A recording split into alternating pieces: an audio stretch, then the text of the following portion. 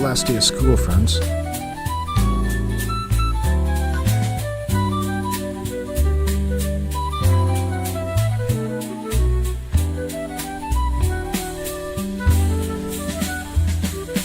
Oh, yeah. Rex, this flute reminds me of you and Tommy. Just playing on the skin flute, brother.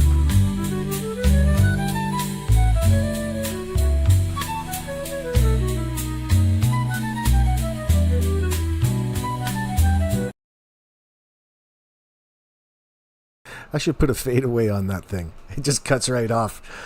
Oh, shit. What's going on, friends? Oh, my God. You know, that's some funny stuff. Welcome in. Good to see everybody. Let me get myself together here. Video capture device. Uh-oh. Hold on. The camera's not on. Just a second. Oh, there we go. Welcome in. So it's pretty much solved in that sense. You know, this case, I mean, it has to be. And God bless Janie, Daniel's mother, and that dog, and her boyfriend for canceling that date that night. Plans change. Oh, my God. Without that little mistake, perhaps we wouldn't have known exactly what happened, because we'd have to rely on Daniel's account, and he's admittedly, according to people, biased. You know, and rightfully so. He's just... He got rug pulled. He got rug pulled. We got to talk a little bit about that, because it's really shifting from this missing children's case to people being pretty sure that Malaya has them somewhere. Let's start off with that, because I don't want people, thinking that we're here making fun of dead children in any way. No, thank God. So we can at least take that off the board. Well, what a change that is, actually, compared to normally some of the things that we'll end up talking about. That aside, they will try to stick to the crux of the new information instead of all of the disingenuous, blowhard, well-wishing in that sense. Not to you guys, not my audience. I was just over there in another true crime channel, and I love everybody's content. But you know what I get sick of? The constant pandering and reinforcement and contradictions and little disclaimers and love bombing, and no matter what, it alienates a certain element of the audience. Now, some of them, well deserved, need to be taken out because they're trying to cause a distraction in that sense. But for the most part, I can see both sides. You're trying to keep it respectful, but people are rightfully wanting to talk about the reality, which is far off from what the mainstream corporate media, what the RCMP have, because they stick to their procedure and their processes, right? When, in fact, that's why they have a PR team. The detectives have known about pretty much everything that we're talking about here tonight right away, so we can reevaluate the things that we thought we knew and update as we go. Update accordingly in your own minds. I heard some really, really funny shit today. Actually, really good stuff when it came to...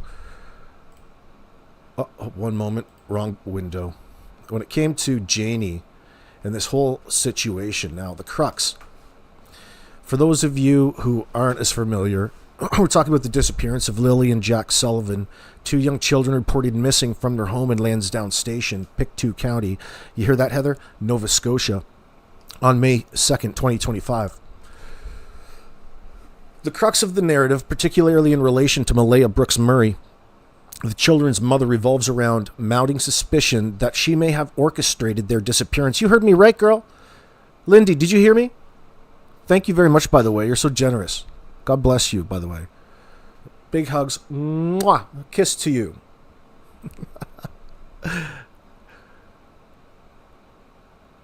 You know what? I don't know what I'm happier about. A bit of a side note. We've got some new drama. This is going to turn into some crazy, entertaining drama. I can see it now. where, I'm excited. We'll speculate a little bit on that tonight. It's not just a public safety. Like, it's just, we got to figure that out yet. We'll figure that out tomorrow. Or tonight, excuse me. Well, my point is that this drama is going to be juicy. We're always in the mood for that. So the drama in particular we're talking about is this relationship between Malaya Brooks-Murray and her partner, Janie Martell. And it was brought up in my comments by Lacadian earlier that, maybe it's something to think about, that Malaya Brooks-Murray, hey baby, was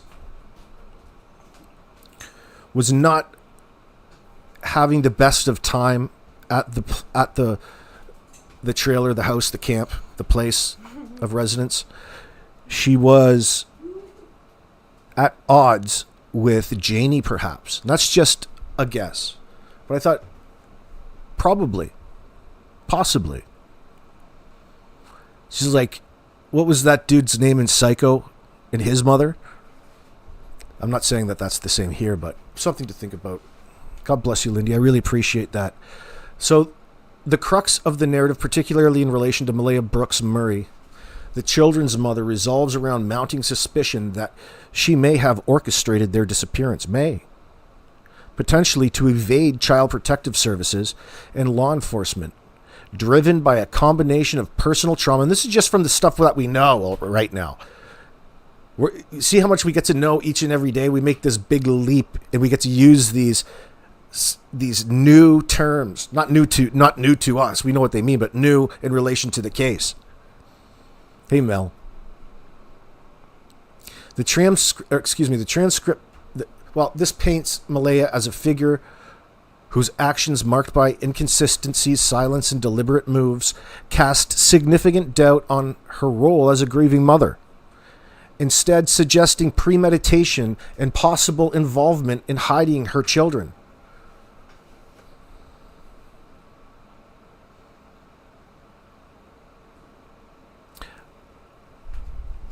There's a lot of people talking about this case. A lot of people, like more than usual in that sense. If you've noticed, you can go and just search the case, and it's quite popular. It's quite popular amongst channels to talk about because of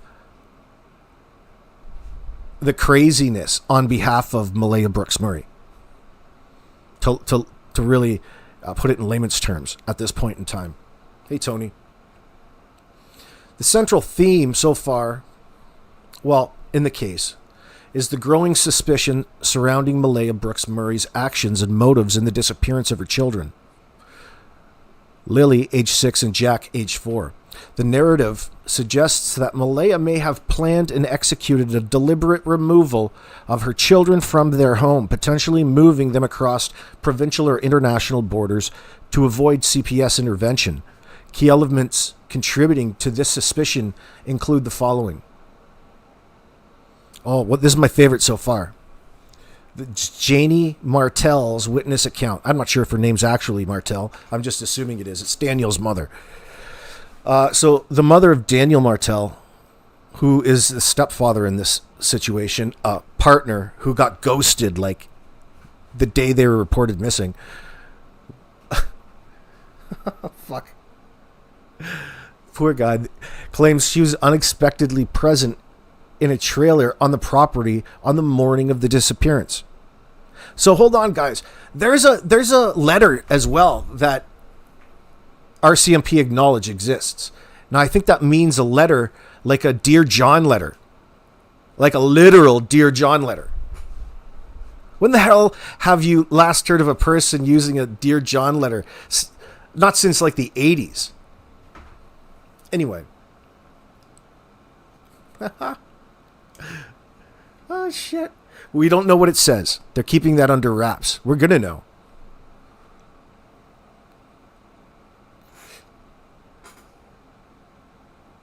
It goes on to say, let me see. Janie Martell's witness account goes as follows, all right? Listen. Janie, the mother of Daniel Martell, claims she was unexpectedly present in a trailer on the property on the morning of the disappearance. She heard Lilly, well, in her words, scream. It was a scream, but it's a shriek, a yell, a young girl when they get excited in that sense, not out of fear or harm in that sense. She heard Lilly, followed by her dog barking, and observed Malaya ushering all three children, Lilly, Jack, and baby Meadow, towards the gate. When Janie stepped outside moments later, only Malaya and Meadow remained by the road. Oh, how mysterious! It's the disappearing child trick. She's like David Blaine, man. Holy shit. But we're going to start thinking a little bit more about time frames during all of this. So that means she would have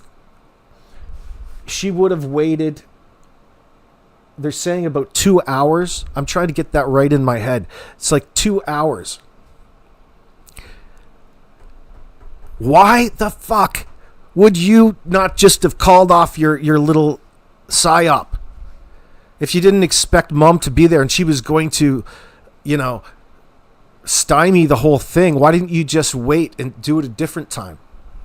You're foiled that day, like Scooby-Doo foiled. So she must have went ahead with it anyway, thinking that she could get one over on Janie.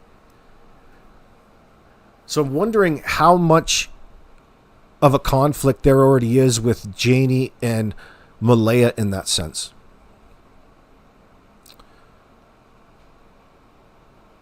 So, getting back to this, she heard Lilly shriek, followed by her dog barking, and observed Malaya ushering all three children, Lilly, Jack, and baby Meadow, towards the gate. When Janie stepped outside moments later, only Malaya and Meadow remained by the road, with Lilly and Jack inexplicably gone. Poof! The account relayed through a family member, Darren Geddes, suggests Malaya may have handed the children off to someone in a brief window, as no vehicles or other individuals were seen. Well, you think that they would be seen somewhere at some point in time. Hey, Chris. One moment, please. I got to get a snack going for somebody.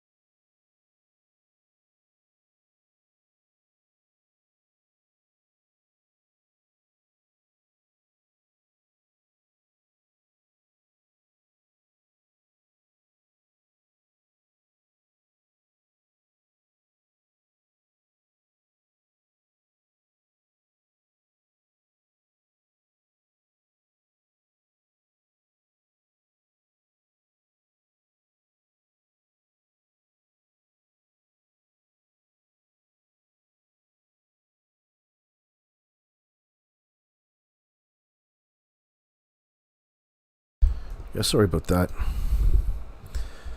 Catering. Had to jump back into catering quickly. Good to see you, JJ. Welcome in tonight. So, Janie Martell.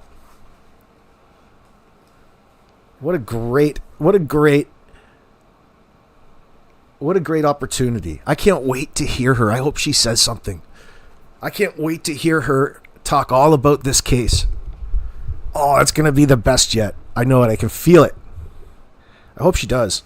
But she said she was a little standoffish, really, about Shauna. She's a little standoffish about the media. She told RCMP, and, she's cautious. I'm tired of hearing it through Darren. I want to hear it straight from her. But we can only do one thing at a time. Let me pull this back up. So this account relayed through the family member Darren Geddes suggests Malaya may have handed the children off to someone in a brief window, as no vehicle or other individuals were seen. They were seen somewhere.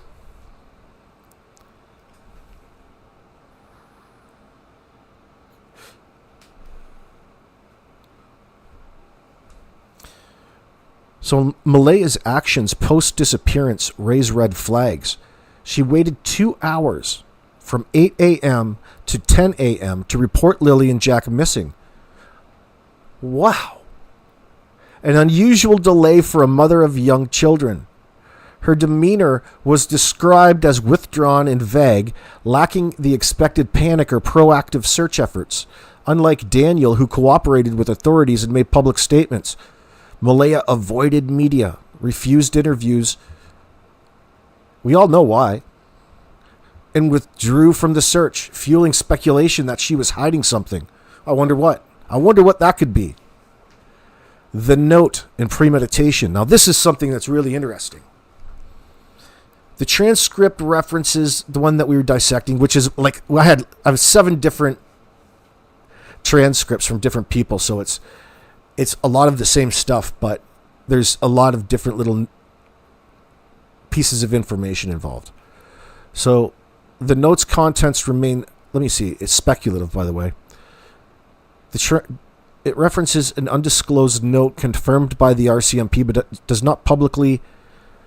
has not been publicly released yet. Its existence suggests premeditation. Oh! Chomo alert. We got a Chomo alert in chat again. Get out of here. Get out of here, Chomo.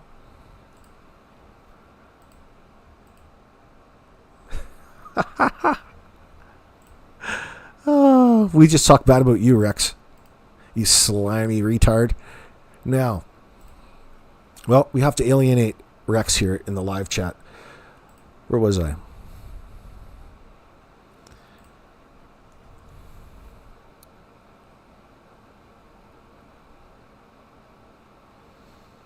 The reference to an undisclosed note confirmed by the RCMP, but not publicly released. Its existence suggests premeditation, as it implies Malaya had time to prepare a message, possibly outlining her plans or motives. The note's contents remain speculative, but presence is a significant piece of evidence pointing to intentional action rather than a spontaneous event. We kind of had a good idea about that, because wasn't Logan talking about already having her stuff kind of ready for leaving him? There's already talk about all of that. So this was like some sort of final goodbye. Come on, man. I'm sure there was that too.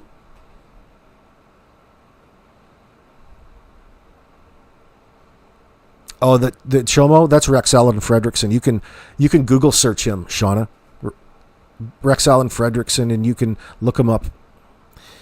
He's all upset and angry, and he tries to come in here and get sympathy and gain sympathy, garner sympathy, from innocent victims in that sense. And he's a con artist. That's what he is. But it's sort of become a thing because he does it every time I go live. It doesn't bother me. He's mad because I trolled him like for the past 10 years maybe. I don't know what year it is anymore. We're getting there, 10 years.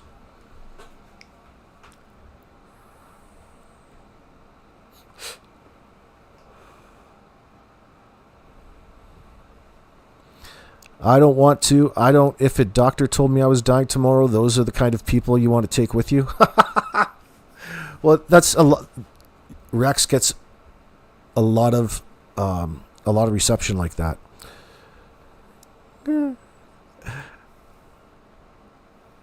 So it goes on. So mind the note. I'm really curious about that note. So there's alleged movement to indigenous reserves. Theories suggest Malaya have moved Lilly and Jack to another indigenous reserve, such as the Millbrook Reserve in Nova Scotia or the St. Regis Mohawk Reservation near New York, to exploit jurisdictional limitations that hinder RCMP searches. A reported sighting of the children in Plattsburgh, New York, at a salon on May 26, 2025, supports this theory, indicating a possible cross-border movement. Think about that for a second. They got a sighting in Plattsburgh, New York at a hair salon. Somebody taking the kids in to change their appearance.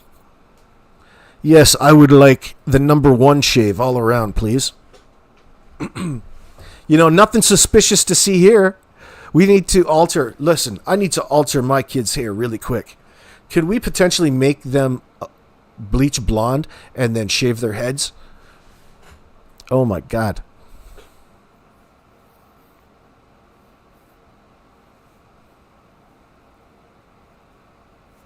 So something to think about. It's not a verified sighting. It's just a reported sighting, right? But it makes you think from a salon. Like in that situation, I would probably trust it. I would probably trust that.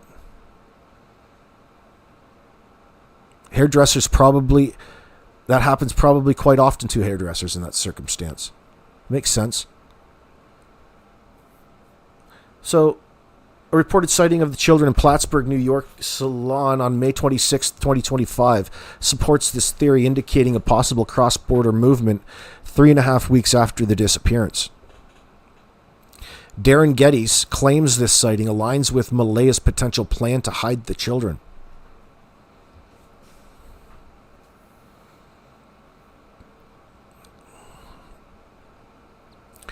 Well, they may have felt safe, Shauna.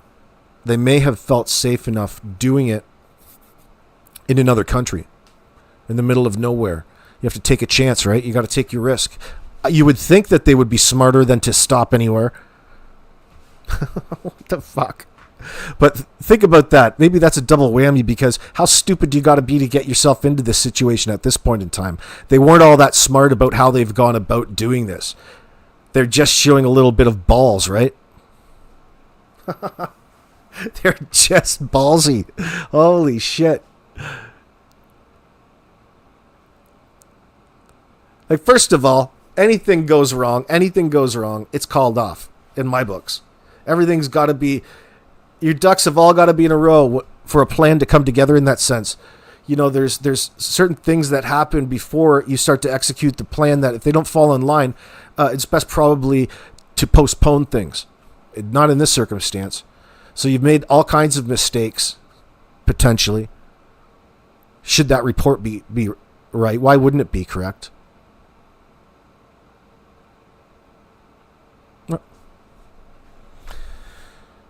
Leaving Meadow behind. Despite Malaya's deep attachment to her youngest child, Meadow, who's 16 months old, she left her behind in Nova Scotia, where Meadow was placed into CPS custody and later allowed supervised visits with Daniel. Congratulations. This decision is perplexing. Like, she didn't think a whole lot of the family at that point in time. I wonder why. Whatever happened to trying to make the best of it? Like Janie is in that trailer out back. She's making the best of it out there. Why don't you make the best of it up in there and make me a sandwich? Now, let me see. Just a little bit of humor for you, Malaya. This decision is perplexing, as Malaya's love for Meadow was described as profound. Says who? Profound? Fuck, she just stepped all over Meadow for her own ass yet again. No. That's a selfish act. That's a selfish move. Damn it. See, this thing isn't perfect, but I asked it to make it look a certain way, just so I didn't sound like such a robot reading. Anyway, her choice to take only Lilly and Jack suggests a calculative move, possibly to avoid immediate criminal charges for fleeing with a child under CPS scrutiny. That would just be added charges. You're already on the hook for enough. It's best just to cut her off, sacrifice her.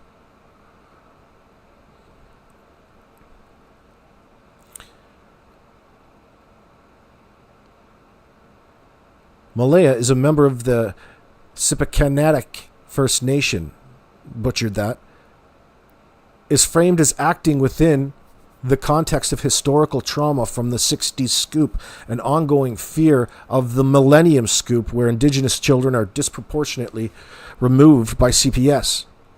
Her actions may reflect a culturally ingrained fear of state intervention.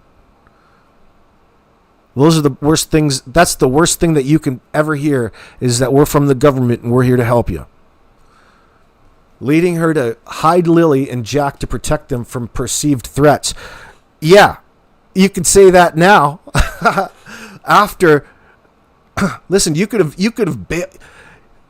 went out radio silent and all of this, never had any attention on you ever. Why the hell did you have to bring the RCMP in the mix of it to get a missing child case going? So that they would be worth more on the black market? How do we know this bitch isn't cold and calculated? She's cold and calculated to Daniel. She's a human being. And we've seen some of the worst, haven't we, friends?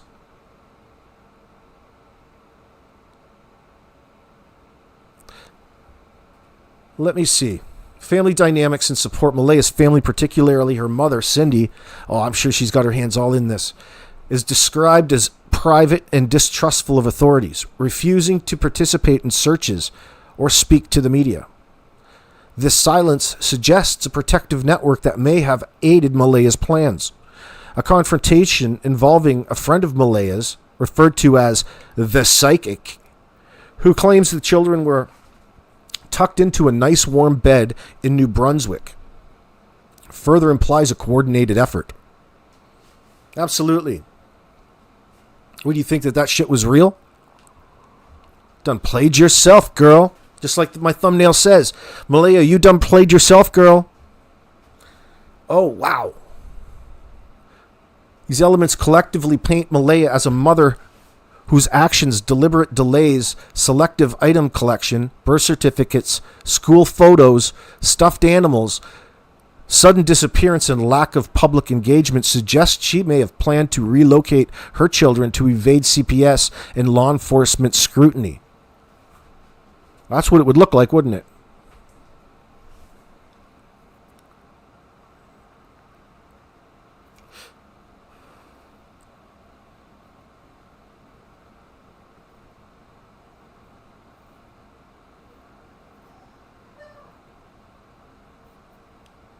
Yeah, they really don't have to hide much. Everything's already out, Leanne. Henderson says, the whole family is not really hiding much, really, are they? I mean, how much are they really hiding right now? We pretty much got it picked apart. People have already figured them out. That's just it's a waiting game. It's a game of bullshit. But eventually, slowly, day by day, minute by minute, as all of the actual truth comes out, that's going to weigh so heavy over Malaya. They're not going to have any choice but move forward, arrest her, bring her into custody until she does talk.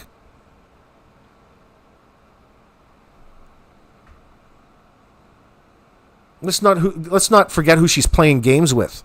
She's not playing games with the public. It's not us. She's playing games with a federal law enforcement agency who's well outfitted already ahead of the game, and people around there were talking, and thank God it came down to having a key eyewitness to give the Crown prosecutor everything he really needs in a court of law to prove everything.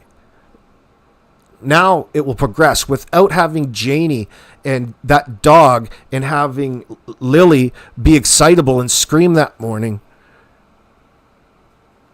It would have prolonged things, and who knows how it would have worked out. Let's say Janie wasn't there that morning. She was laying in bed some other place with her man.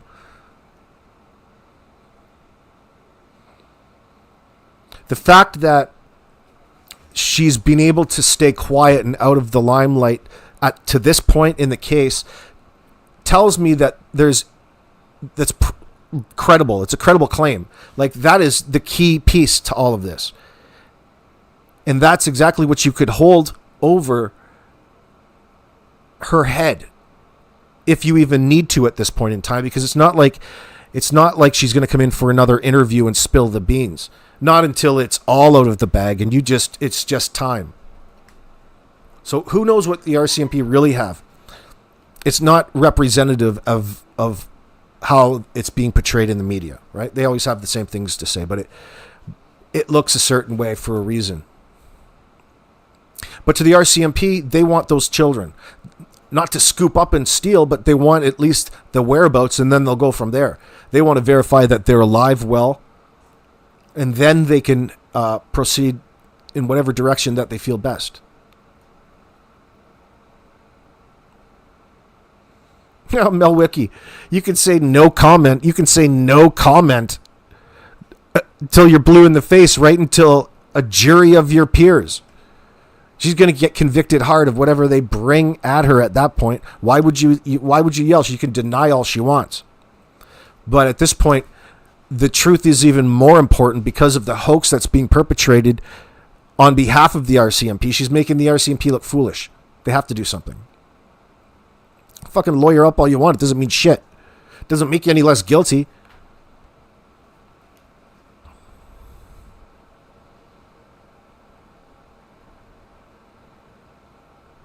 Yeah, let me see.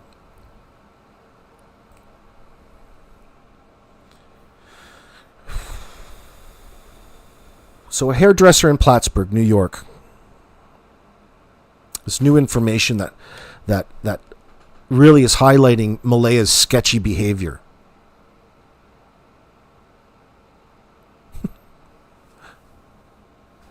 This was May 26th, 2025. A hairdresser in Plattsburgh, New York, reportedly saw Lilly and Jack in her salon nearly a month after their disappearance.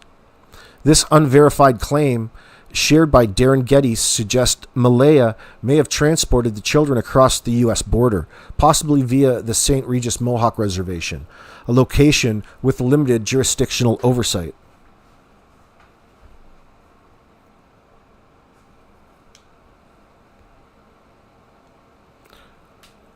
So getting back to Janie's account, relayed through Darren, is a critical new detail. Her unexpected presence in the trailer, her observation of Malaya with the children, and the sudden absence of Lilly and Jack within minutes provide a first-hand witness account that directly implicates Malaya in the suspicious act. Fucking shot down in flames. I love it. The confirmation of a note, though its contents remain undisclosed, is a significant new development. It suggests Malaya left a deliberate message, potentially outlining her intentions or providing clues to the children's whereabouts.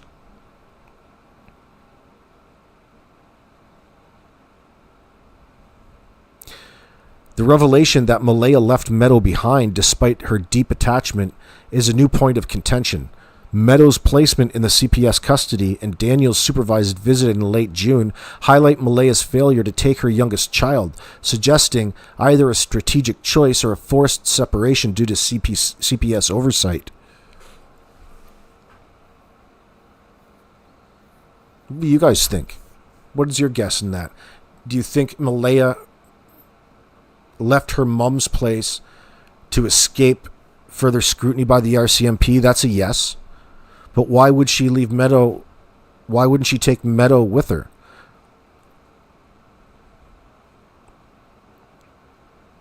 Because then they may have reason to be able to come after her. In that sense, track her down. They still do, don't they? I would think.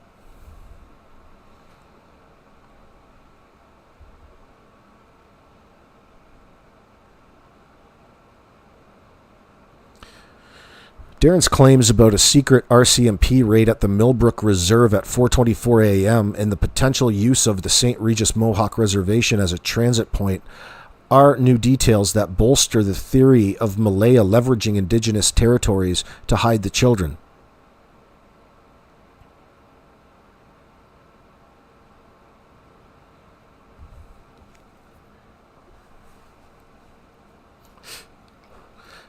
Yeah, Leanne, it makes sense that way. Like, the agreement, it sounds like there's an agreement that happened before she took off. Well, why would she have to take off? At some point, there's lots we don't know, right? There's already lots we don't know, but at some point you would think that, well, I guess it would be interesting to know if there was a an argument between Malaya and her mother, Cindy, that led to this or not. What's going on, Beef?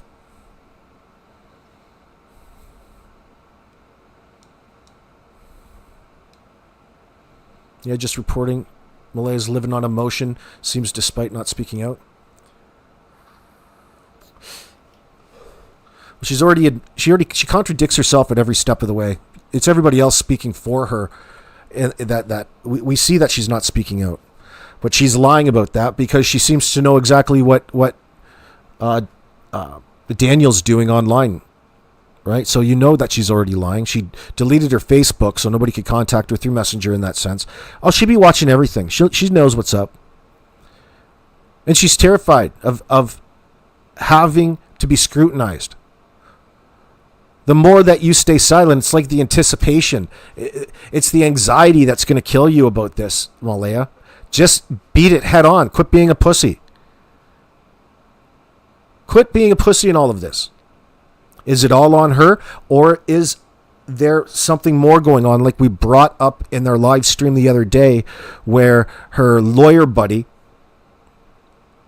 internally in the family that she's flocked to, allegedly, if that's true or not, or if her lawyer is involved to the degree where they're trying to bait them into a lawsuit, litigation, entrapment, disorderly conduct. What's going on? Thank you very much, dude. I appreciate it. Mwah. That's very generous of you.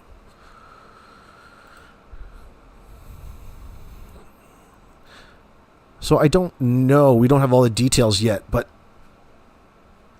it has to be something going on back there. It's Malaya putting herself first in all of this for no reason. All just because she wanted to change of scenery. She didn't want to tell anybody the truth. Why? Normally, I wouldn't even scrutinize it. That's your business. It's your business how you want to raise your kids in that sense.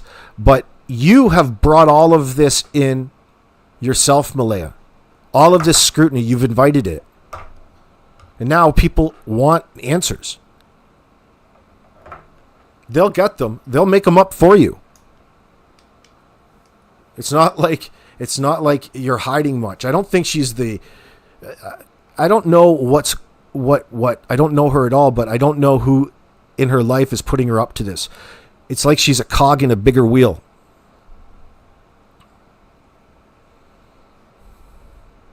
Yeah, JJ, can you imagine your plans ending up nationwide on the news to be torn apart?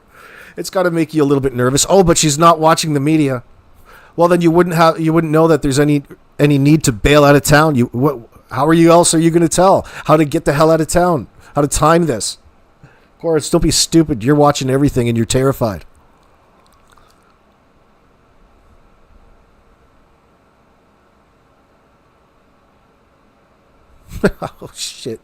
Oh shit. So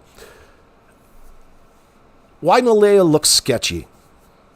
Her delayed reporting. So this waiting 2 hours to report her children missing suggests hesitation or staging. How about both? She was hesitant because Janie saw her and she can't figure out how to get away with this. Oh wait, I've got to wait in here. I've got to wait till she goes back to bed again.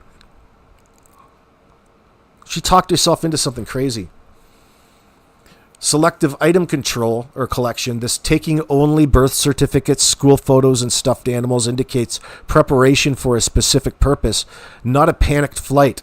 No.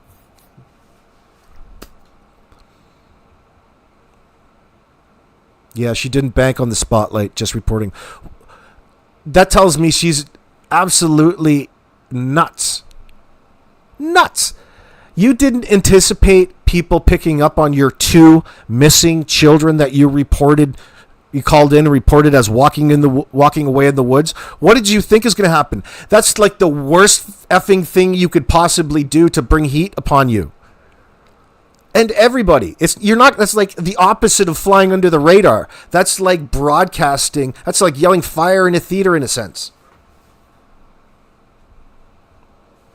It gets attention, and it's warranted. She is so done. She's so done in all of this. She was from the beginning. As soon as you left that day, people had less and less sympathy for her in that circumstance. Oh, it's got to be because Daniel is just this tyrant, misogynistic bastard. Fuck, this guy's gaunt and crying like a bitch. He's sad his old lady left him, crying. Dude. Oh, man. I guess we've all been there at one time or another, but you're going to grow callous after a few many years, son. And then you're going to laugh and thank God. Thank God that horrid wench who tried to kill me is out of my life now. You're crying for her? She played you for a fool, a sucker. She played you for a sucker, fool. She did. She played him so hard. Dude, thank God you dodged one there. Not just that. You got suckered by like the dumbest fucking chick out there. We have to be witnessing at least a little slice of sheer stupidity, like Darwin Award level here. Like, that's why we're all sitting here not figuring out how in the hell or why she would call 911 and report her kids missing. You want to know what the real answer to all of that is? Is because she's fucking stupid. That's why. I can see it coming a mile away. There ain't no answer. Not even the best can figure that one out. It's because there is no answer to this. It's a trick question. She's tried to perpetrate something that doesn't equate to how she went about, how she thought it would end up in that sense. You can see that. Or it's this baiting into litigation situation, this entrapment into litigation. But we'll continue on. Sweet Tea, you think she's got a new man on the side? When is she not? She's probably banging Daniel's friends. I bet you. She's banging everybody. You said that too, Leanne? She needs a man in her life. She's trying to get a man. Oh, yeah. Another baby daddy. Trying to line them all up, trying to get some money out of them every month to make a living off of. What do you call women like that, Sweet Tea? Trying to move on. He tried to fucking damn near kill and frame Daniel.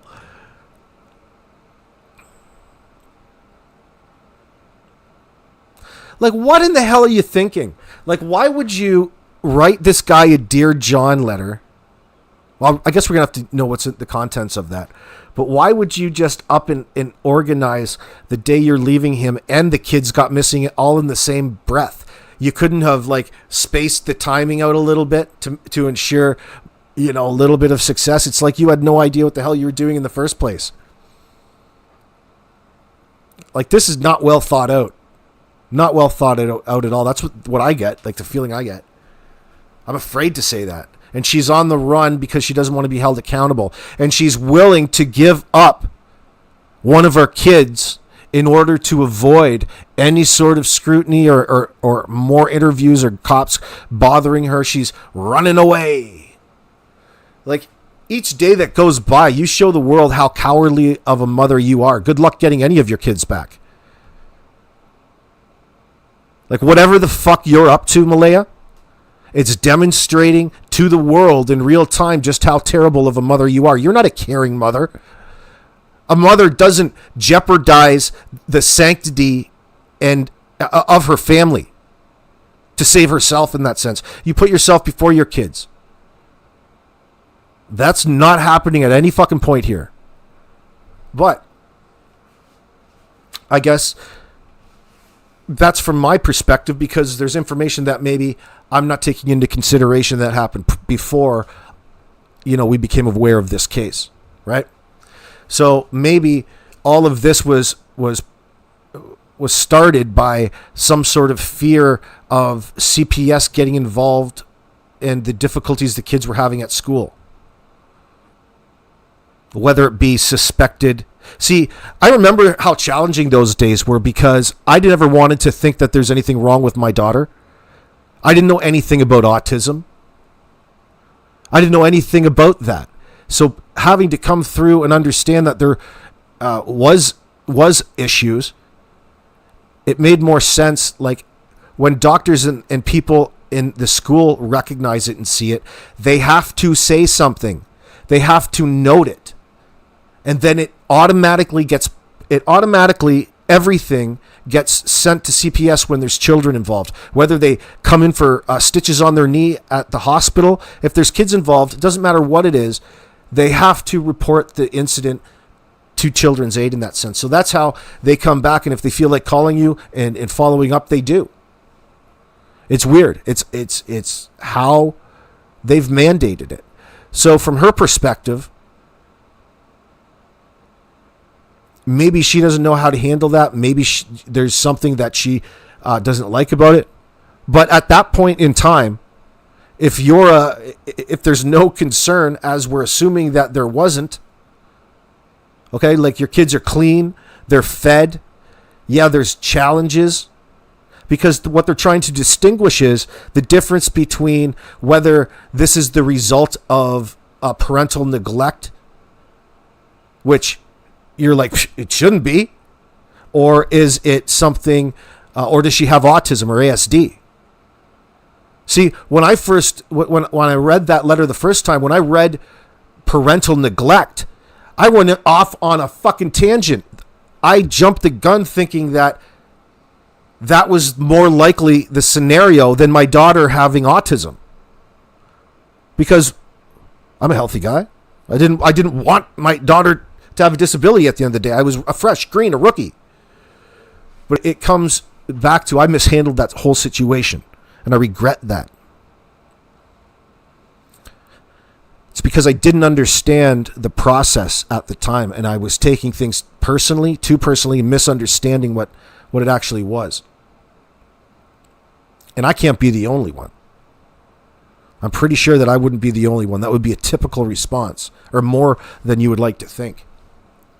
Like at some time, if there's learning disabilities at school or things like that, all of that mine with my daughter happened like when she was 4 years old.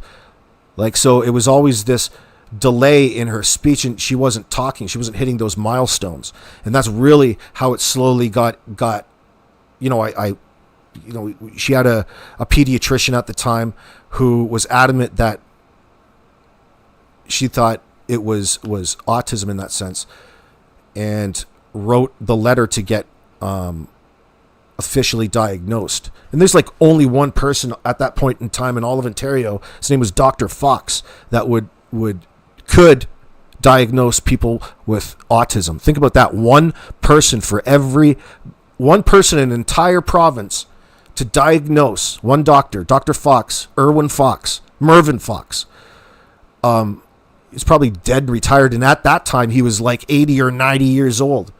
It's just now that I've understand how corrupted and disgusting and backwards the system is in that sense, I look back, I had no idea what at that point in time, what the reasons were. You know what I'm getting at with the jabs and things like this, and aluminum in the brain. Anyway, it's a different story, but I can relate, like, from Malaya's perspective, she didn't handle that situation properly. Like, what was going on at the house? Maybe they had a problem with the outside. I have a hard time believing that, because just of the nature of the building. It's a steel building. It's not so bad. Like, it's not so bad. It could use a touch of feminine design and some... Dude, it's pretty much a dude's house, like a man cave. I don't hold that against him too much. Other than it doesn't look very motivated to fix things up. But, come to know who the guy is, at least through social media, it's not that bad. Like, the kids look healthy in pictures. She's got long, beautiful hair and big, beautiful teeth and smiles. Right? So, given the situation at hand, it's probable that the children at some point possibly do fall on the spectrum. And there's a time period where you're going through the process of all of that and you don't have a technical diagnosis. So you're going through confused on how to deal with it.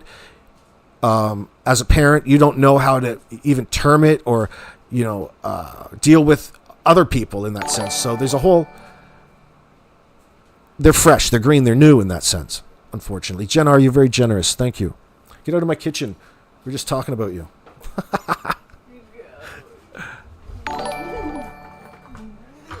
Yeah. Hold on.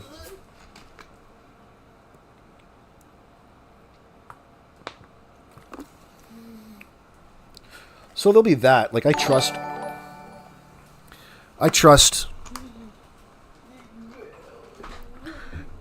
her when she says it, because she genuinely... Thank you very much, Sweet Tea. Welcome all the new members. Thank you very much, guys. It's difficult for them, and it's probably added pressure on Malaya in that sense, being caught up in one. If she's going through this big separation with Daniel, and that's a go-ahead for her, that's probably going to be an issue for Children's Aid, CPS. And CPS have a lot of stuff that you and I probably wouldn't agree with at the end of the day. And because they're assholes. It's always an abuse situation. And even more so on certain communities. That's a fact. So there's that. It's not definitely good or bad in that sense. Welcome, Doovie.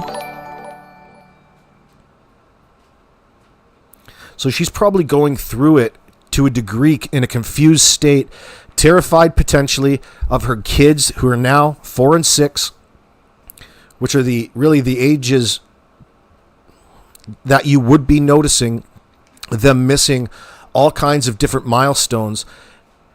And at that point in time, maybe she's not handling it very well. Like, she's the one who brought up possible autism. Well, is she taking the right steps? And all it, it takes a little bit of time. Like, you'll be put on a waiting list, and it's a process to get that diagnosis. It's suspected. Why is it suspected? Well, I would have to expect those answers are because these kids aren't meeting their milestones. And from her voice, they're not keeping up with the rest of the kids at school like it was a soccer game or something like that. But I'm paraphrasing for her. So I would have to expect, technically, the kids would be missing their milestones in that sense. Now,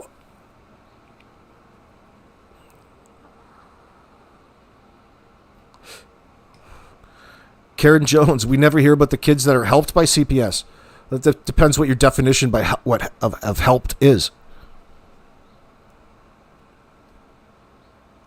You never hear. It's because it's a shitty system to be in the first place. Go talk to Don Wells. He'll tell you all about how it's living high on the hog. What an asshole. What an idiot. Now, let me finish this up. Selective item collection. Yeah, we hit that. Silence and withdrawal. Her refusal to engage with the media. But my point to all of that is that we're juggling around ideas as to what she could be thinking and feeling, and some genuine reasons in her mind why it would automatically send her into wanting to protect her kids. So you want to protect your kids from what in that sense? You can't shield them from all of this. But who knows? Because if she's single, they might, with these 3 kids, they might want to come in and take her kids from her. Who knows what the scenario is in that sense? You can understand it. But unfortunately, it's probably at that point better to work with them than against them.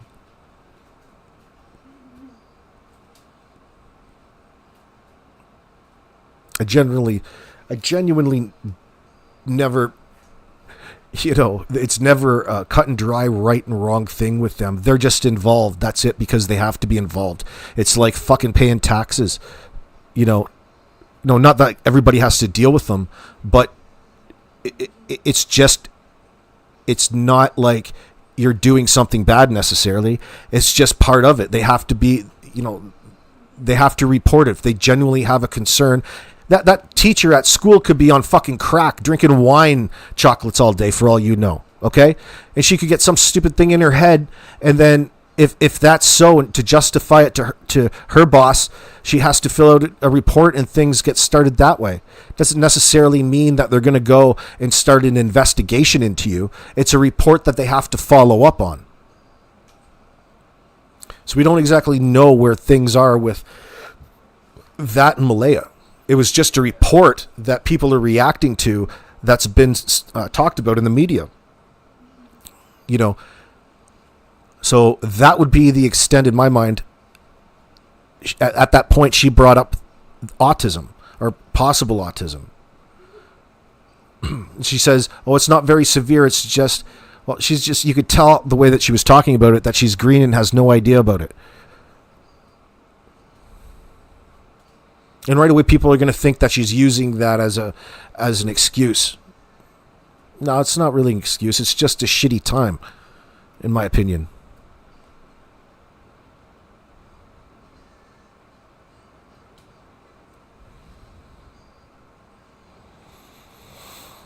Yeah, Lacadian, you're saying that she may be trying to break free, but from who? You're suggesting Janie. Maybe her and Janie don't get along very well.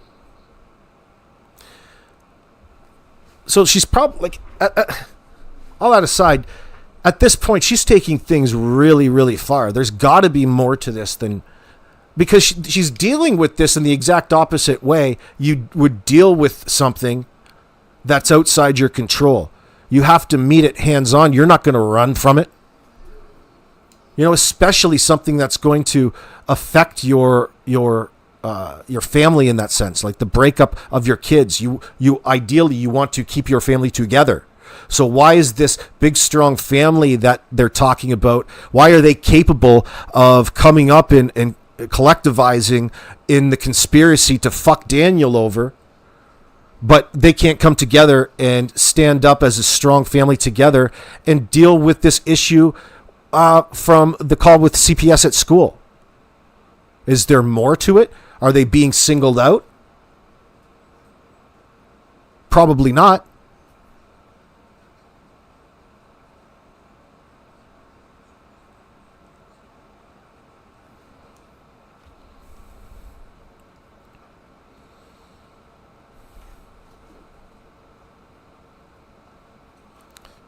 Leaving Meadow behind, abandoning her most cherished child, contradicts her stated protective instincts. Maybe, just maybe, she thought it wasn't such a bad move because we don't know what that agreement with CPS is. Is it that Meadow gets to stay with Cindy, her mother? Because if you knew that the child was just staying with your mom and you were going to go on the run, that's not as bad. It's, people are going to still hold it against you, but look, if you got to bail from the long arm of the law, having your mom look after your kid is more ideal than not.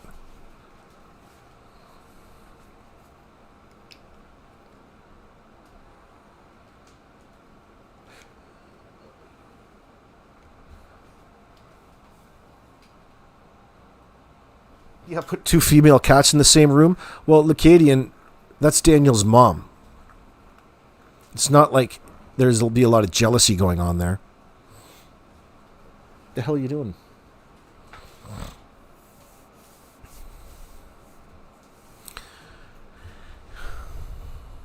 It suggests a strategic decision to prioritize Lilly and Jack's removal.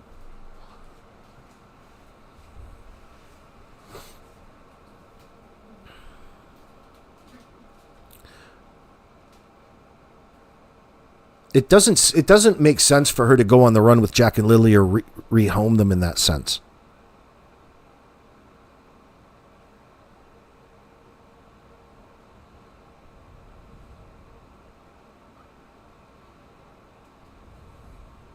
According to Darwood, Janie could blow a hole in you. She got a gun sitting right by the door. Or she could suck a golf ball through a garden hose. Is that what you're saying, Karen Jones? Which one is it? Because they're quite different. So, this positions Malaya Brooks-Murray as a central figure in a troubling narrative of suspicion. Her actions marked by a 2-hour reporting delay. What do you guys think about that 2-hour reporting delay? I wonder what she was doing. Probably writing that letter.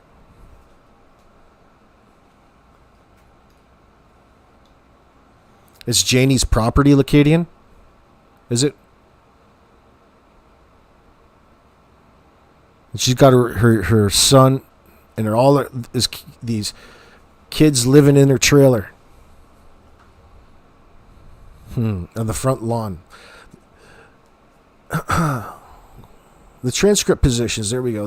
Her actions marked by a 2-hour reporting delay, selective item collection, sudden disappearance, and silence in the face of public scrutiny, combined with Janie's eyewitness account. God damn, that's amazing. That blows my mind about this entire situation. This eyewitness account, you really got screwed. What? That's like the worst case scenario. You made the worst decision ever, and the worst case scenario came from it, all in like a brief amount of time. Like, think about all the shit that went wrong in about 2 hours there.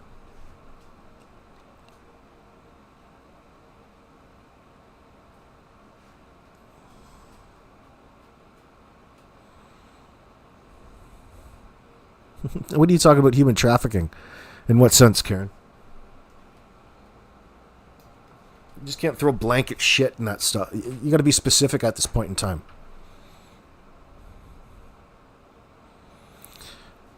So, marked by 2-hour reporting delay, selective item collection, sudden disappearance, and the silence in the face of public scrutiny, combined with Janie's eyewitness account, the mysterious note, and unverified sightings in New York, paint her as potentially complicit in orchestrating her children's disappearance.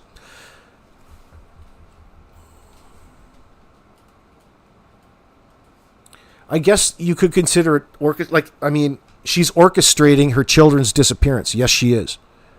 It is illegal to fake your own death.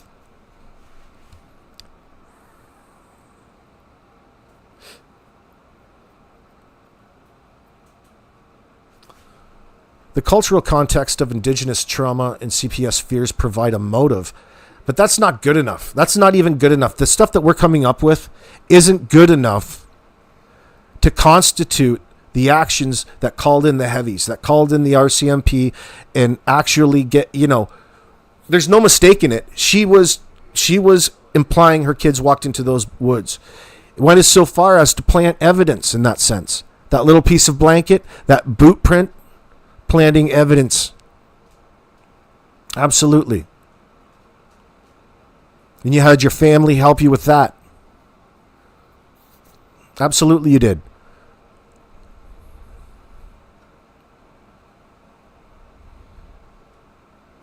But her lack of transparency and the abandonment of Meadow deepen the perception of guilt.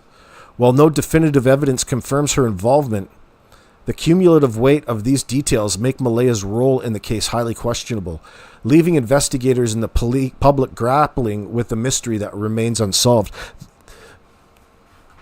Oh man, we got to figure this out. Right, Sky Maiden, no matter the outcome, she's lost all 3 of her children, whether they find them or not. CPS is not going to give them back to her. I've got to question that as well at this point in time. Well, we're thinking the worst. You have to. Why is it playing out this long? Darren Geddes is all uppity about what this should have been closed in 3 days, but that's because he's listening to the people involved a little bit too much, in my opinion. There's got to be a greater reason. Is it just sheer being stupid? Is she an idiot? You don't think so, Jamie Williams? She doesn't deserve any of those kids back? Well, don't disagree or agree. I'm not going to agree or disagree with that. And I don't like to see families being broken up, and I never want to cheer on that sort of thing. What in the fuck has gotten into her, though?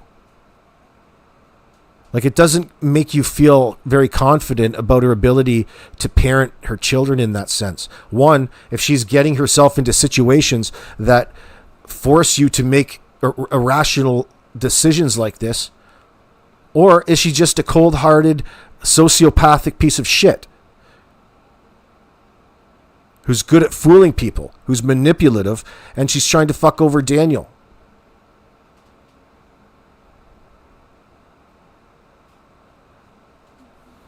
Maybe she just didn't really want them anymore, and so she did this to get rid of all of them, especially Jackie and Lily.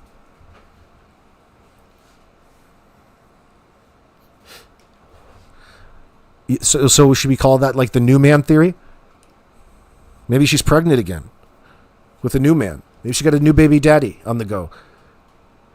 We need Maury Povich. What if the cops had a big sting on human trafficking, and lo and behold, these kids appear in the network? And they can't say anything because of the bigger case. Yeah, I don't know what you're talking about, Karen Jones. Kids are worth a lot of money on the black market. Sounds like you think you know a lot about it, but you're not being specific enough. It sounds like you're subscribing to magical thinking. You need to be specific. So what you're insisting is that she sold her kids into sex slavery, organ trafficking, adrenochrome networks in Ukraine. What? Be specific. I'm not. You got to tie it together. We're not even close to that yet. I don't think so. I'm more apt to think that she just didn't want her kids anymore. She just didn't want to be a mother anymore, for whatever reason. That's happened before. For whatever reason, it seems to be more common than it should be.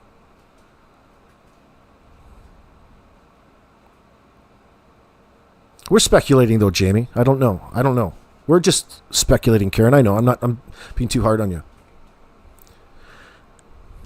It seems like mother-child bond is in like an endangered species anymore. In some places it would seem so, but I think that's also what substance abuse can do to you. You know, there's a lot of detachment and disassociation, I guess the term would be.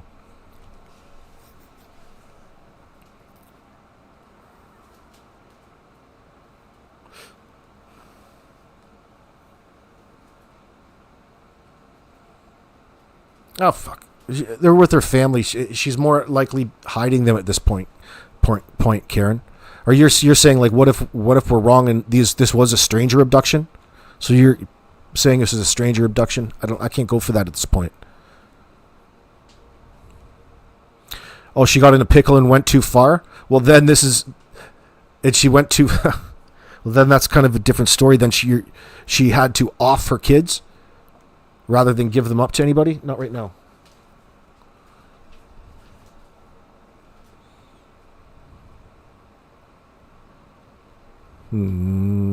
She got in a pickle and went too far. That's not really saying anything, though. My mind wants to say, yeah, I kind of understand what you mean, but that's not describing anything. What is that pickle, and what's too far? And I hate to be a stickler in that sense. I mean, that's everybody wants to use these euphemisms and analogies when they're describing things and the possibilities, but we can hone that down right now. We can hone it down. I'm not saying anybody's wrong, by the way. I'm just... Why and what's motivating her to... And by the way, can we constitute this as an actual on-the-run scenario? Like, there's no APB out for her. She's not wanted by the law.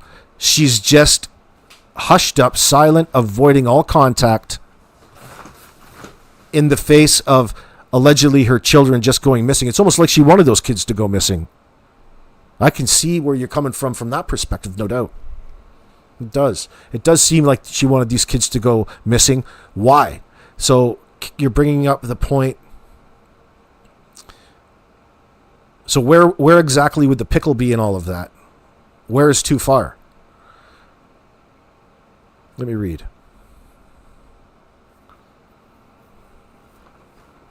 All we can do is speculate whether it's drugs or whatever because she's not talking for us to know anything. Yeah, but based upon the things that we do know, we can get a very, very good idea. All we had to know is that she was shipped off. She lied, number one. She lied, number one. Let me see that, please. Go ahead. Jamie Williams. She lied, so therefore it gives us the right to speculate about really, frankly, anything if she's not going to talk at this point in time. Truth is that her lies were called out publicly in front of the media and everybody. She's going to be public enemy number one, and she's scared and hesitant, but there's more to that. There's got to be more to it.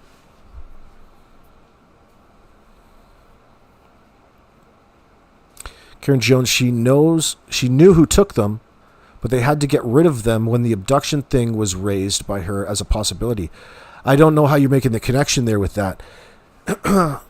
If they had to get rid of them, why? Because they didn't want to be outed? No, it's easier. Like that's a big jump. Not everybody can be child killers. It takes a certain type of person, and they're not it. They're not it. They're weak-ass people, for sure. But I don't believe that they're hardened killers in that sense. They don't have it in them.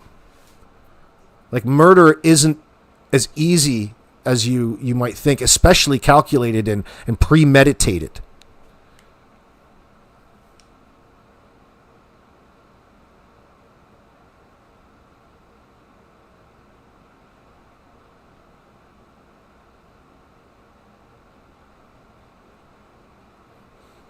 Keeping it in my mind, though.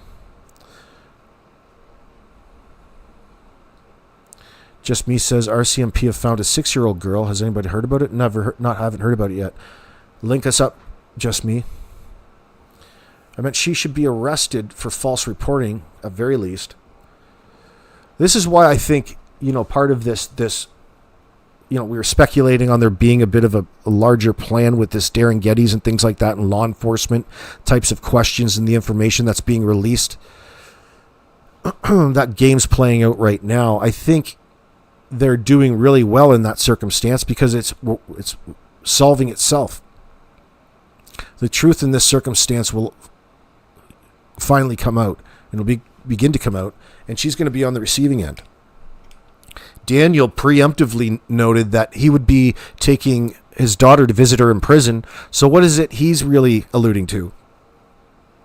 He probably has a couple things in his mind that we don't know about yet, I would expect.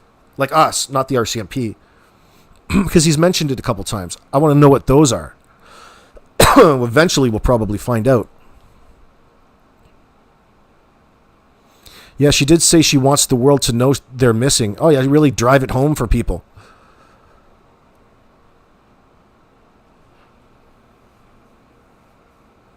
Oh, Jamie Williams, I at first, you're saying the overdose of a drug and they were unalived could be the pickle? Not now. Not now with all of this out. The overdose is pretty much off the table now, considering Janie's statements. Seeing her load those kids into the car in the morning. No, it's a different scenario, right? We're not guessing that much. I mean, who knows, but I think that's the least probable. I wondered about that in the beginning. Unspoken heart, move kids around like furniture. For what reason? I don't know. All of a sudden, it really makes you question how or what she thinks protecting her kids are. I mean, that's something nice to say. It's something nice in general. What are you, protecting them from at this point in time? And why exactly are you calling them in missing? Like, what's the thought process there?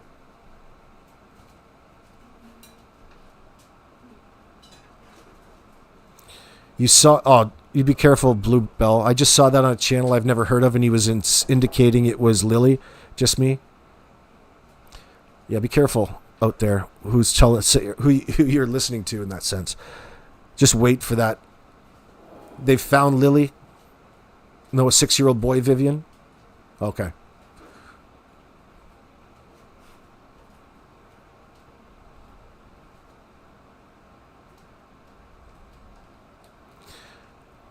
So Karen's saying the people who got rid of them, rid of who, gave them to someone Malaya did not know. Well, you're stretching that out. It's too many what ifs now. All we have to know is what Malaya knows. Not right now. Just give me a sec.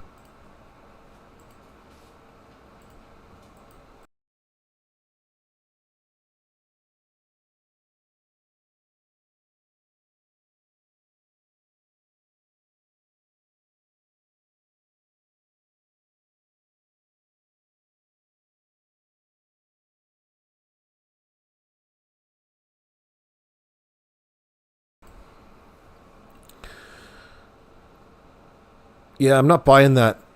The people... how the fuck am I going to start thinking about people? We haven't even gotten to that point yet. The people of people who got involved? No, I'm not even on that wavelength, dude. Listen. All we care about now is the fact that we know Malaya lied. If we're to believe Janie's testimony, we know what happened. They have to keep playing this game to try to see what else comes to the surface. And they probably know.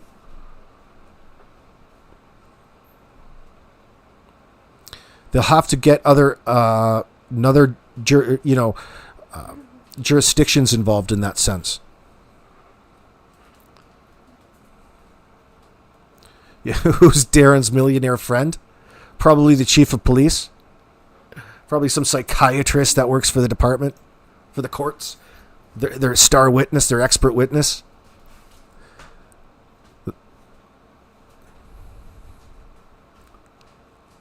Yeah, I'm not thinking that they're all of a sudden anything's out of anybody's control. We don't know exactly who else is involved behind Malaya. There's Cindy. Who else? They're all mum. They're all silent. I have a hard time speculating and adding people to that. I like to play with the people I already know that have something to do with the scenario thus far.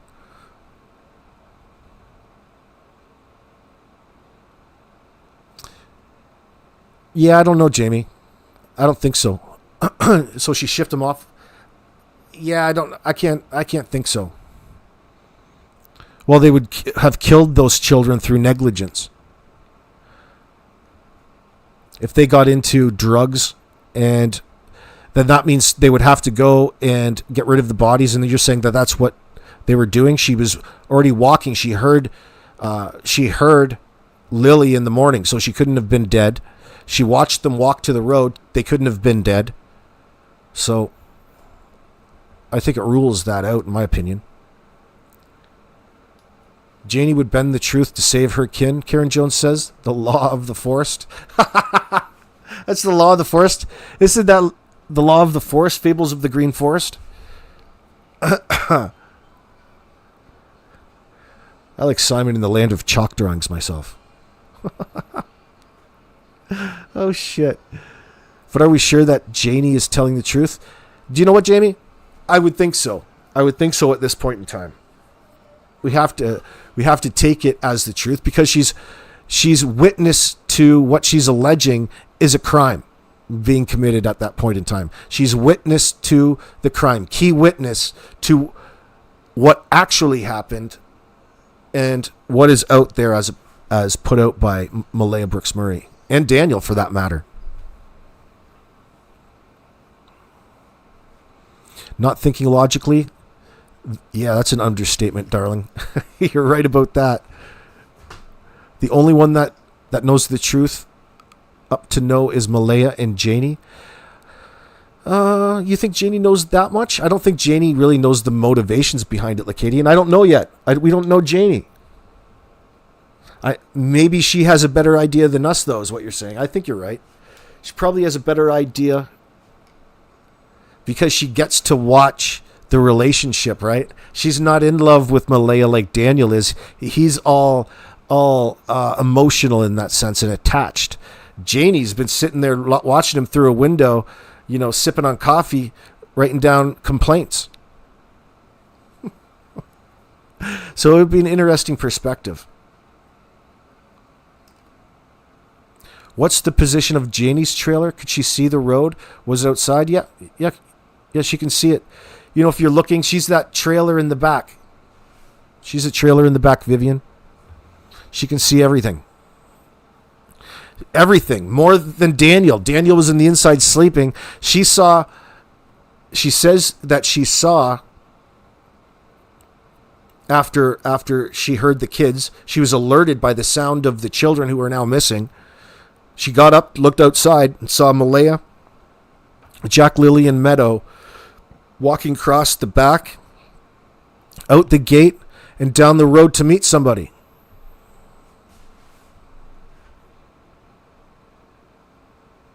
Then what happened? She said that Malaya and her locked eyes momentarily, and she had a deer in the headlight look, like she got caught with her hand in the cookie jar, caught with her pants down, caught red-handed. You name it, all of it. She was shitting bricks. And then 2 hours after that, she finally called the RCMP as the children missing. Yeah, maybe not so much Janie, but Malaya for sure. I agree with you guys. The father of Malaya has done federal time for drugs and armaments.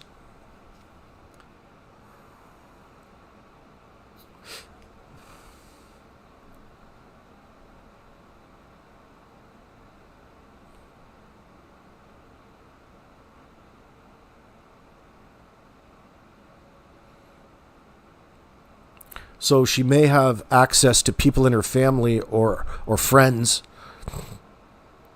potentially, that are people of action, that wouldn't have any difficulty, acting on behalf of another person or as a group of people in a caper, we'll call it.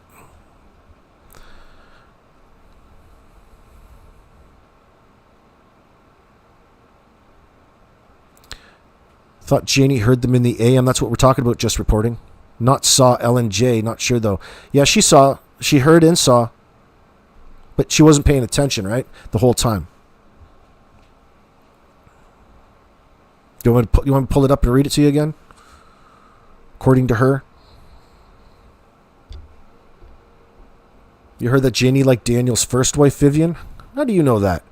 But Janie is being honest about what she saw, if she saw anything. That's a question you have to ask her. I think so. Everybody's quite confident about it at this point in time. She said she told the RCMP right away for you, Jamie, way back at the time. So it's not like, I mean, that adds a lot of credence to the claim. She's admitting that the RCMP know about it, but she didn't want to come out and say anything to the media. It came through Darren.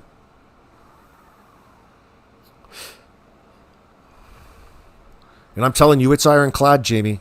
1,000%. It's ironclad, man. I hope she's telling the truth, but we don't know. Yeah, we don't know. Yeah, we know one thing, Jamie. They've all lied. Because according to Darren, he got Daniel to admit that he was misleading people on behalf of Malaya. In a broader sense. He didn't say those exact words, but that's what he admitted to.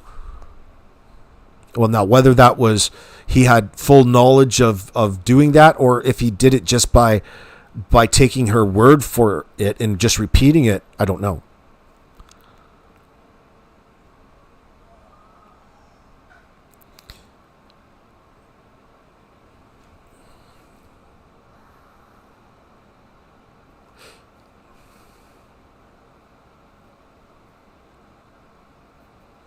Just me, you thought that they were all asleep till 10, where they're still in bed at 10, but this is way earlier, right? This is around, 6:18 in the morning?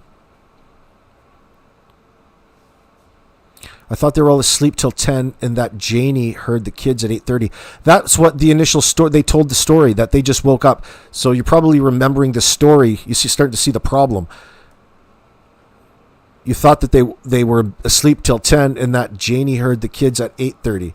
Is it? Where did I get 6:30 from? Oh, 6:18 to 6:30 is when she called the kids in sick. That's where I'm getting that from. Maybe it was 8:30. You're right. 8:30, Jessme. You're right. The 2 hours. Pardon me. I believe the whole town is the storm of the century, and Janie never told the cops that day. Yeah. She did. Yeah, she did. No, Vivian, you're misunderstanding, dude. Janie told the police that day. The whole fight that they talked about in the media, where the cops had to ask him to leave, that was all part of it. You know, that was another. That was all the same day. That was just. It escalated into a bit of a confrontation. Yeah, she told the cops. She hadn't told the media until now. She didn't feel comfortable coming out and getting involved in the case in that sense. She's already given all the information to the cops. They already know all this shit. We didn't. We don't know anything in that sense.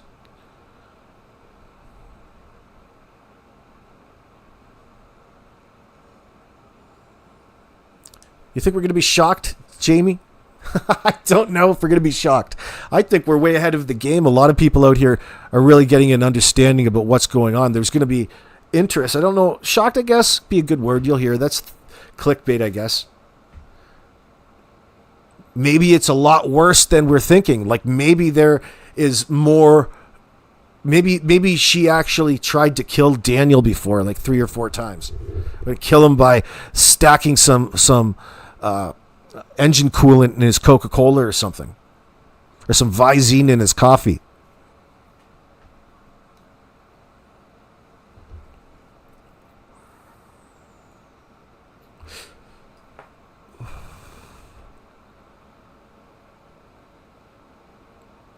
No, you're confused, Jamie. You guys are confused in that sense. She did tell the police that day, which is what gives it so much credence. You just have it in your mind that she didn't. So you and Vivian are reading each other's stuff on my wall. On social media, they're not talking about the missing Jack and Lily at all. It's like they know where they in the same way. They know in the same way, but no one wants to talk about it. The missing children. Yeah.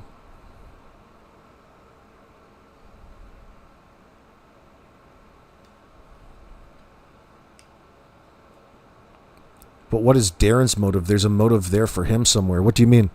A motive for what?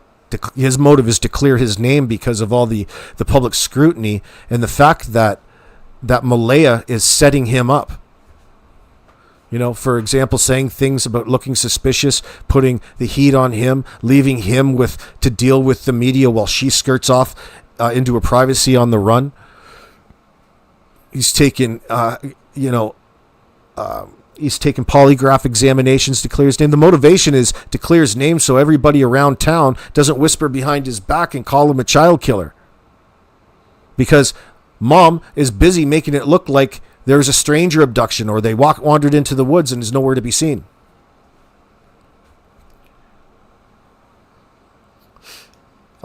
You're full of questions today, Jamie. Who the hell calls the school at 6 something in the morning? Well, I do. 6:15. My daughter's bus comes at 7 a.m.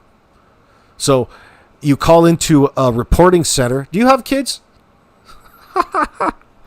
You call into a school attendance reporting system at whatever time you want. You can call in and call them in sick for 2 years from now if you wanted. Call them in sick in the morning. You get them up before the day gets going. I think that's normally when people call people in sick is right in the morning. Belinda said to Darren, "What are you, the driver?" Yeah, where was that fight from? That was online somewhere? Just reporting welcome, my friend. They're still calling him a child killer anyway. I know. It doesn't. Well, online, people get things in their fucking mind. That's probably got to be the most frustrating thing for them. You can see when they come online. I mean, like Darren and excuse me. What's your name? Fuck my memory. Or Daniel, excuse me. Brain fart there. When Daniel comes online, they're eager to kind of disprove some disinformation that's false, which is somewhat understandable, but it shows you that they're watching and thinking about it because people are talking about things in a certain way. You know, at this point, we don't have all the truth. Everybody's a suspect. Blah blah blah. You can if you want, but you can believe all of stuff. You can not believe all of it. Doesn't bother me any. It all comes from Darren, which is another a bit of an enigma in himself.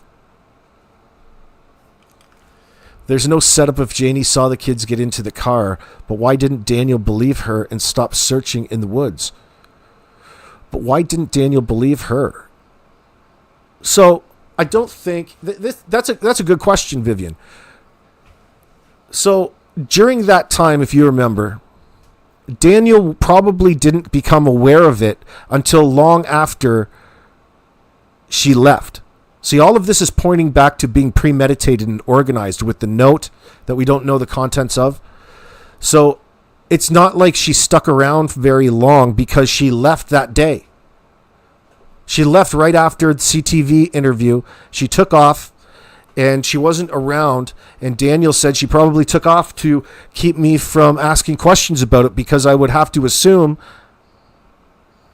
him and Janie were talking. And this part of the story could be what he was referring to as there being so much more to this story. Because so much more would mean his mom, Janie. See, his mom, Janie seeing all of this, but Daniel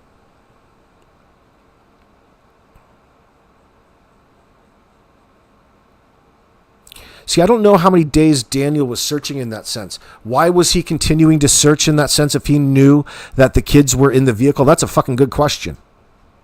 Probably because he was trying to make it look a certain way. I don't want to try to start standing up for him in that sense, but you brought up a good question. I don't know. And that's a good question in the circumstance because I would have to think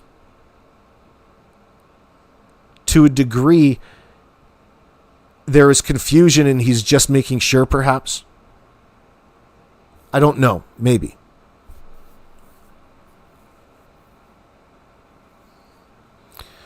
Yeah, you understand that she told the police that day, but it took her hours to tell the police, and Daniel was put through hell. The time frame last before she admitted it. Well, if there's a question, I'm trying to put myself back in that particular day. Like, how do you know what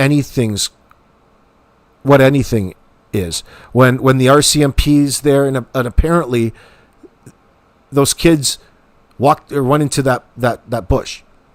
That's what's being pressed upon everybody. So I would think, I don't know, man. That's such a good question. Fuck. Because if you knew all of that, and I think maybe Daniel probably was, maybe, just maybe, an idea is that they were not saying anything they're not saying anything, therefore not to ruin the investigation because they have to elicit some sort of confession at this point in time a certain way. So don't release too much information. Maybe that's what it is. I mean, that would fall in line with his statements to the CBC.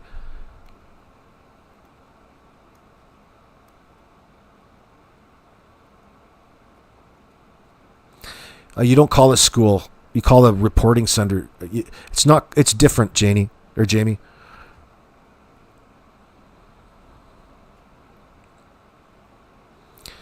School attendance reporting is a 1-800 number you call. You don't call the school and call your kids in sick at the office. It's two different things. Everywhere across the board.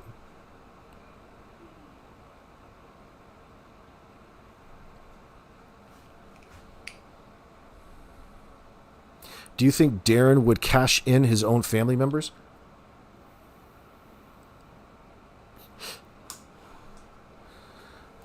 One, I'm not so sure. You know what? Should I be sure that he is actually a family member now? I'm not so sure about anything, but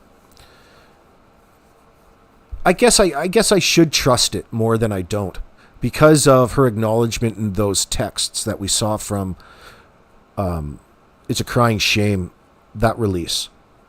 Because she acknowledged her grandma's cousin or something like that, right? So maybe that is legit. Maybe they are acting on behalf of the police too. Who knows?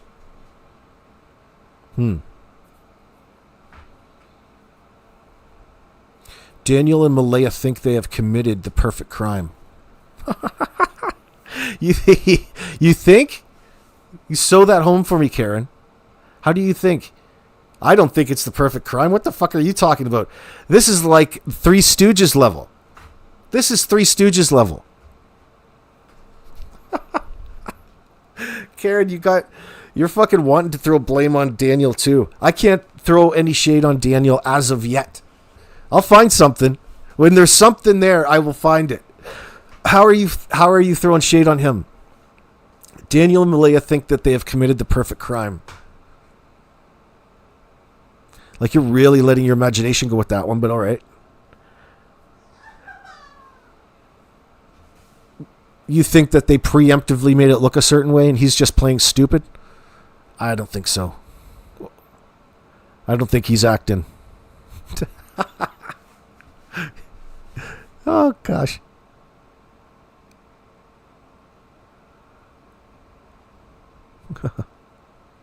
Oh, you have to rewind down to Dark Alley. My opinions on the situation. We kind of went through it. I'm open. I kind of just went through all of that. I don't really have a strong opinion yet. I just like Janie's story, and if that's true, then we know that she lied. Therefore, we can take it to the next step.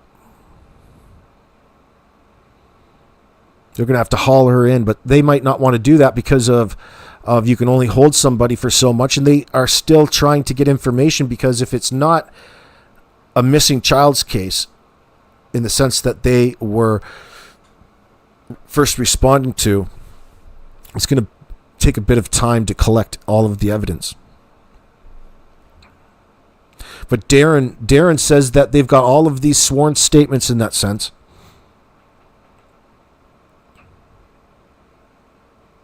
So the key to all of this was let's put all of this aside. Where is that statement? Jamie, listen to this, okay? Everything aside, what makes Janie's claims so important to the case in a court of law and how this investigation develops, okay? For the Crown prosecutor, or in the States, your what do they call it? What do they call it in the U.S.? The prosecutor. Anyway, the Crown prosecutor, who's going to lay out for the RCMP the parameters in which they need to go and have at least a chance to successfully prosecute this in a court of law. They need her testimony in that sense. So if Janie is truthful, is she willing to get in front of a jury potentially and be a witness to whatever charges that they're going to bring on her? Okay, that's depending how strong of evidence that is. It's going to, put a big check mark in the law's hands to move forward.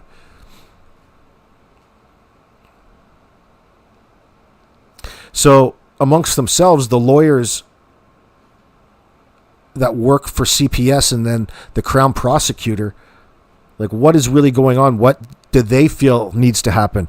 Is there an ongoing case, a situation? Well, I would think that there is now, Like, obviously, CPS is involved now, whether they like it or not. So how are they going to deal with that? How are they going to deal, and why is she so avoidant of CPS? Like, the worst thing that you can do is just hide away, run away, and lock the door. She even gave up one of her kids to continue doing that. Like, that tells me she doesn't ever expect to, one, acknowledge anything that we're talking about ever. If she had it her way, she'd just move on in life and forget everything, leaving there a big mystery out there of being 2 missing kids, and her hopefully, maybe it was just a weak attempt to garner sympathy for all of the wrong reasons. I would hardly think that's the reason, though.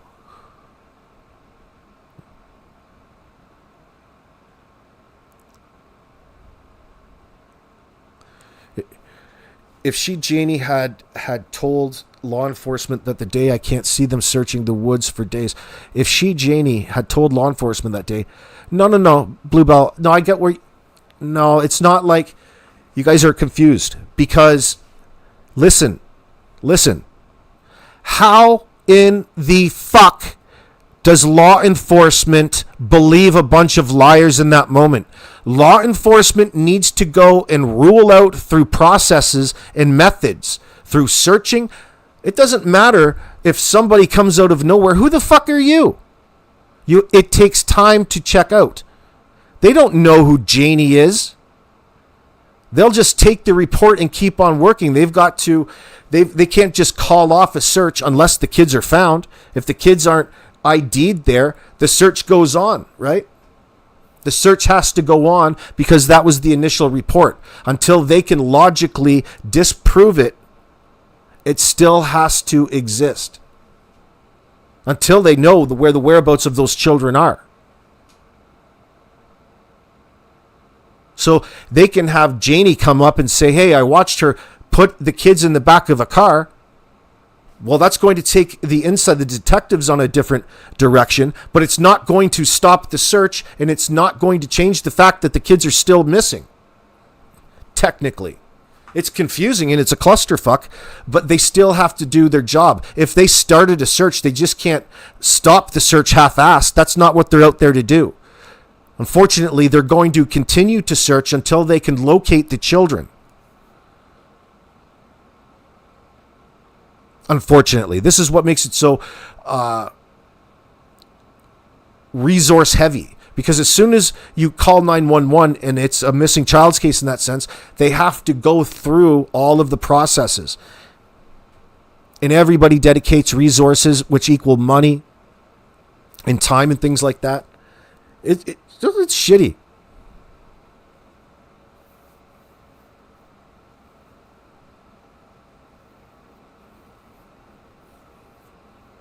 Well, Jamie, that's only a big if in your mind. I'm talking about it because that's the word on the street. You don't have to believe it, but that's the crux of the new information that's come forward.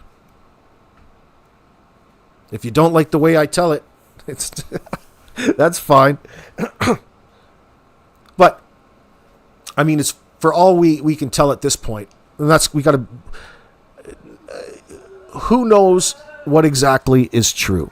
But if you're to believe the words on the street now, that's what it is.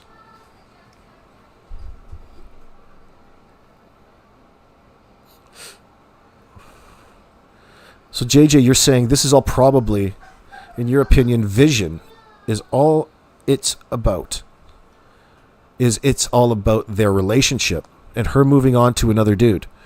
But for that morning, if what Janie says is the play, yeah. I mean, I don't know if there's another dude involved, but we're just putting that on her because we want to talk Malaya a little bit. I don't know.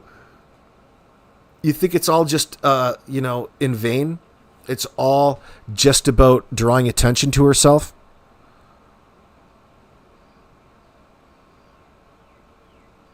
It's such a hard time believing that. There's got to be more to it than that. But like I said, it could be just as stupid as that. I guess it could be, but my mind wants to tie in more for some reason.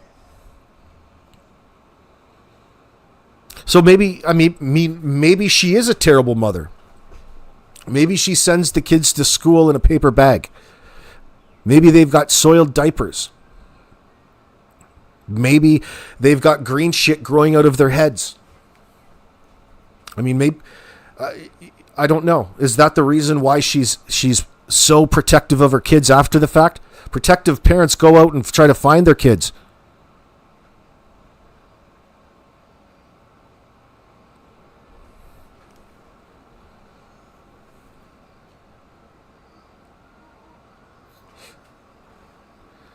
Self-perception, I think you said. Yeah, Karen. I get what you're saying. You fucking hating on them. Oh, shit. You're a notorious hater. I don't know. Part of me I feel bad for Daniel. I want to feel bad for him. He's just that pathetic. She must have been manipulating him like nobody's business. She must have been manipulating him into this sorry state. Like, why is it you're fronting for a woman who's up? I don't know. Maybe he wasn't doing it on purpose. I don't know. I'm eager to find that out. I guess time will tell. Well, CPS allowed Daniel his visitation. So they can't think that he's a threat in that sense. So there's probably the that lessens the probability of him being involved in some sort of murder or selling them into trafficking in that sense, right? It tells you that CPS isn't thinking that. He was played a fool, Leanne. You think that she's like that, Karen? You think that she's just self-absorbed like Smurfette? Vanity Smurf? That she's just so wrapped up in her own emotions? I think that she's emotionally immature, no doubt. That's probably what's kept her on the run. Like, you're running away from your problems, dear.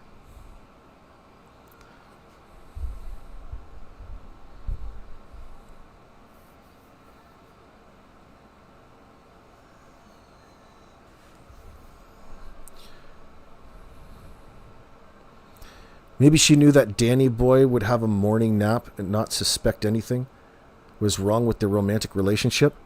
Yeah, well, it kind of seems like it came out of nowhere in that sense, JJ, or was it? I don't know.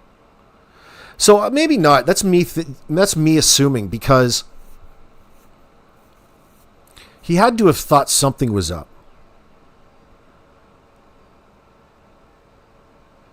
I wonder what he told, what lies he told her to get her in bed in the first place. You want to move in? You want to move into the trailer in my mom's front lawn? Want to move into my man cave? You can help dress the place up a little bit, girl. Oh shit. Word on the street is that she said she never wanted to be there in the first place.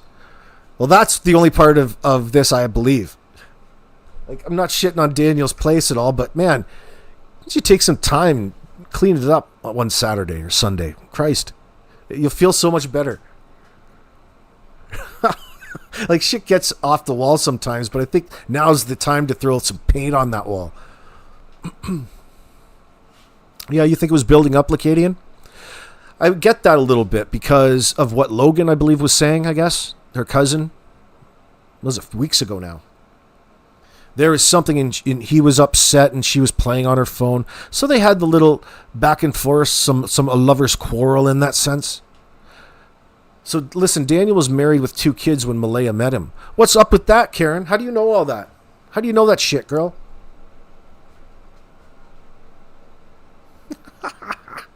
Oh, thanks, Janie.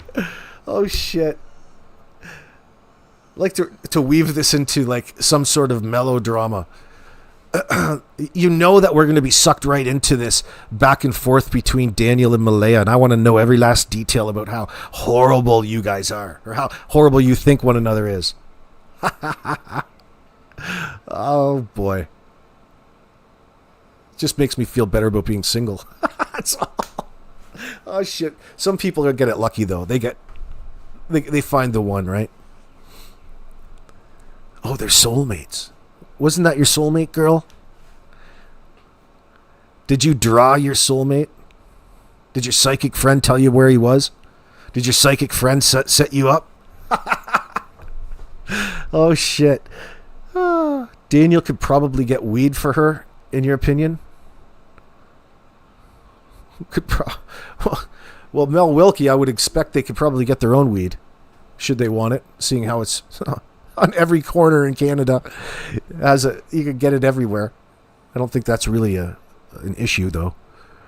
I guess she was always on the phone, from what I hear. She was one of those. Was she a Lacadian? I had a girlfriend like that once back in the 90s. Always on the fucking phone. Phones are gone, girl. Oh, just talking to everybody. Got all kinds of shit on this digital phone. Just love those phones. Just sit there talking all day to everybody. On a phone. It's like they're so fucking amazed by something. Like a little piece of technology is just so annoying. I don't have that much to say. She's probably living with her mom and latched onto Daniel to get out of her mom's house? Or you mean she was more likely to believe his bullshit being in a situation, eager to get out and away? Perhaps. To fly the coop?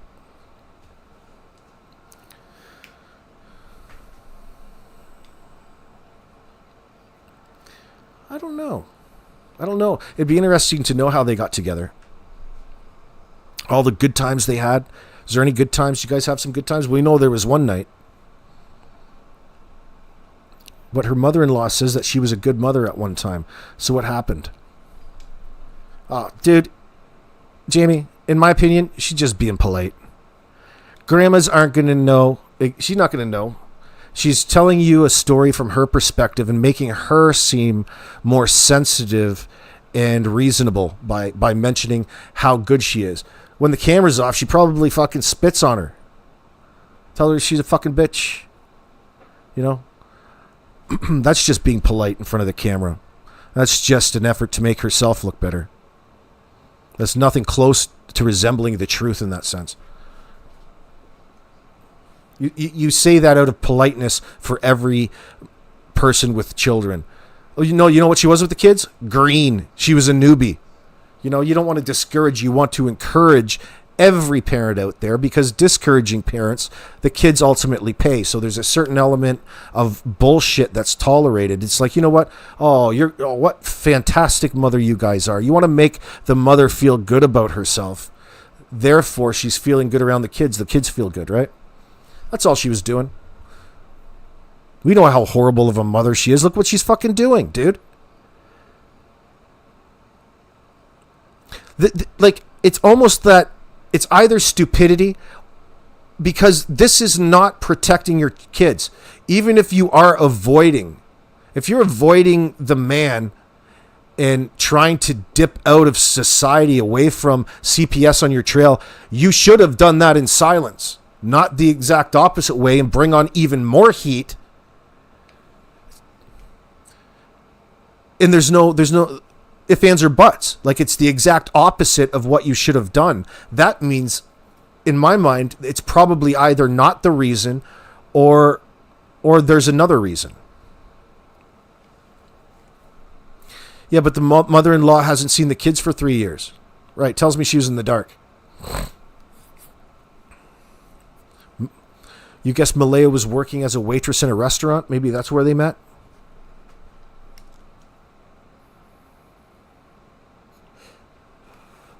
Yeah, you think Daniel will come in there, have a slice of pie and coffee, watch her work, and leave extra big tips and love notes and things like that?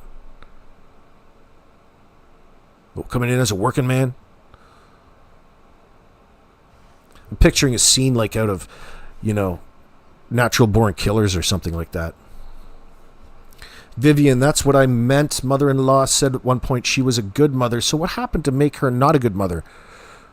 Yeah, I think people are alluding to everything that we're going through now, sacrificing her kids for her own self-interests.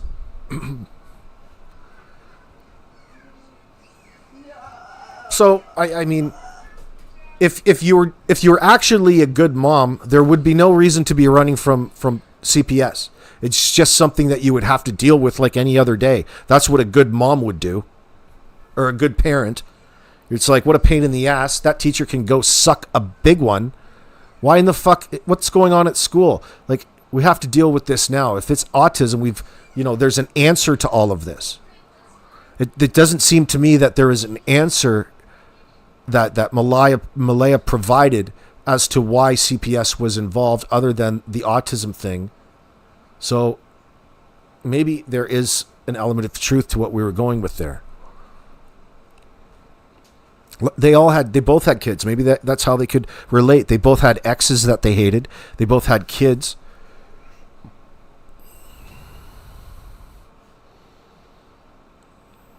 I don't know if they took the job, Lacadian. I would expect. I should say so. I shouldn't say. That would be a reason I'd hide the kids away.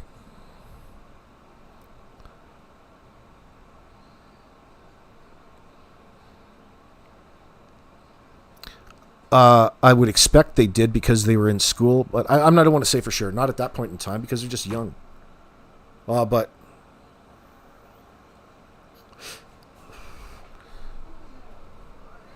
fuck, if that was the case, I'd probably help them hide their kids.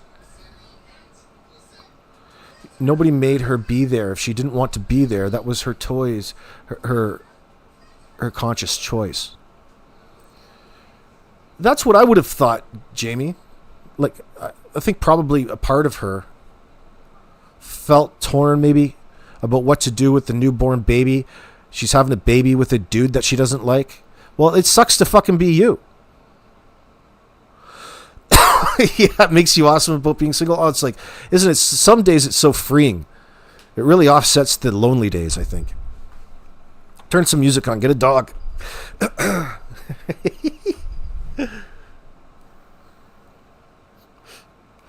What happened to Malaya? Life happened. Responsibilities happened. She failed to grow up, emotionally immature.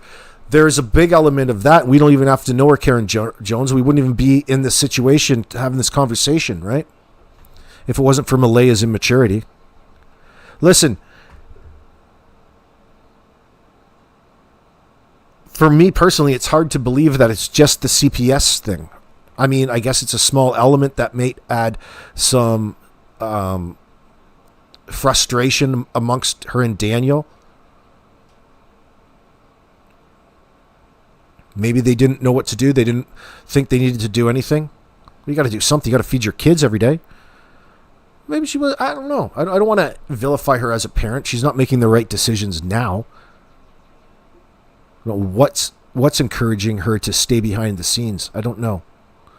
Nobody's even forcing her to send her kids to public school. You don't have to send your kids to public school. You can homeschool them. If you're wanting to avoid all of that nonsense that we mentioned in the chat there. I finally understood that, and I understand why people do.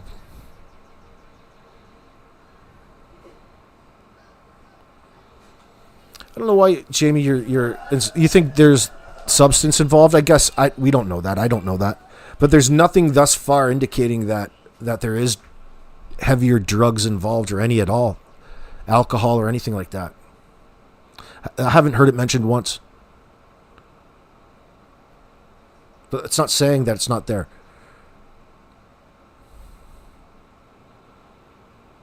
Hey, Leanne, she is a mug.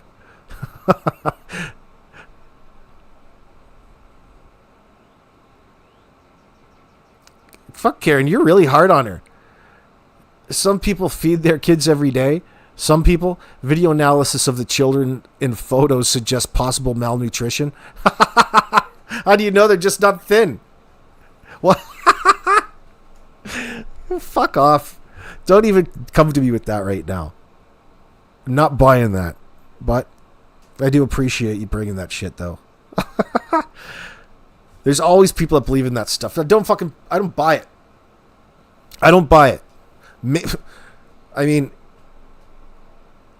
a 4 and a 6-year-old kid are fairly easy to keep filled.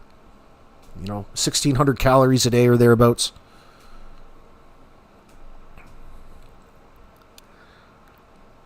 I haven't seen any signs of malnutrition. You want to see malnutrition? We can look through some pictures. What do they got? Scurvy? Coming to school with scurvy? Usually when CPS knock on your door, it's always a fucking waste of time anyway. Or or you can meet them in that sense.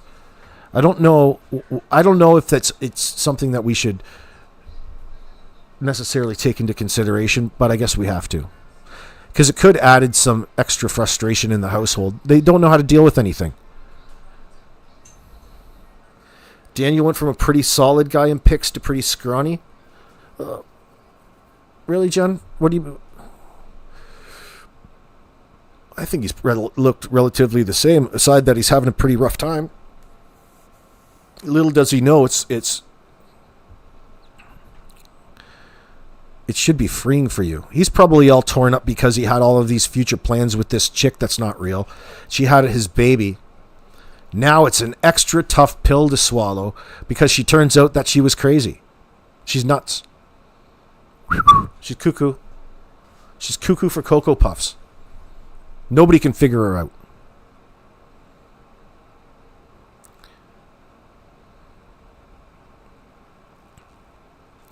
Yeah, Lacadian, but like we were talking about much earlier, the reports can come from a multitude of different places. It doesn't necessarily mean that they're guilty of anything. It's just a report. Fuck, it could be a false report. Who knows? But she acknowledged that. And in the same breath, she acknowledged that she acknowledged mild autism in that sense, which got me on a tangent talking earlier in the show about the possibilities of just going through that transition of a parent and perhaps blowing it out of proportion.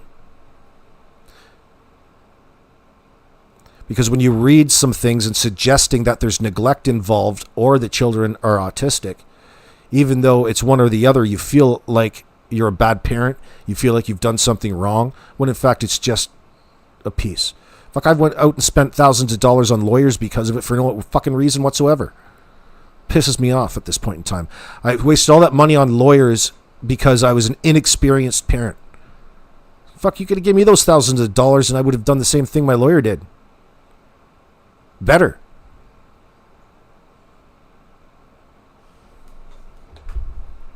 I got my lawyer just in case in that sense. Of course, there's a retainer and all of that. And there's always work that has to be done and they charge you for every piece of paper. Fuck that noise. Didn't need any of it. In the Christmas photo of kids, Lily is holding a Christmas Barbie. And her fingernails are filthy. That's not her fault. Her hair is often uncombed, even in her graduation picture. Graduation from what? Kindergarten? Or junior kindergarten? 4 and 6, dude. Barely in school. What's she graduating from?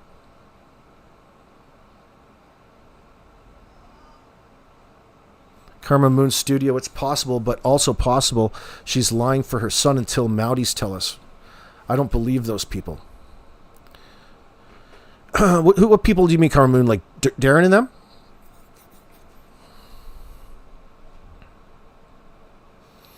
What necklace? I don't know. What necklace?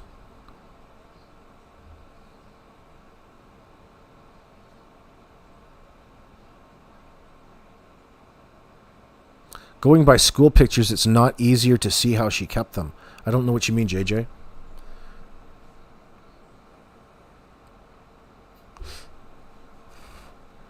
Karen, you're just in here calling him a retard. Daniel, Karen's calling you a retard. How do you know the kids aren't autistic? Karen, you can't come in here saying things that you don't have any idea about in that sense. Of course, they're not technically autistic until they have a piece of paper in a diagnosis. But how do you know that they're not in that sense? You're saying that these kids are filthy, dirty, malnourished, neglected at home, How do you know? How do you know?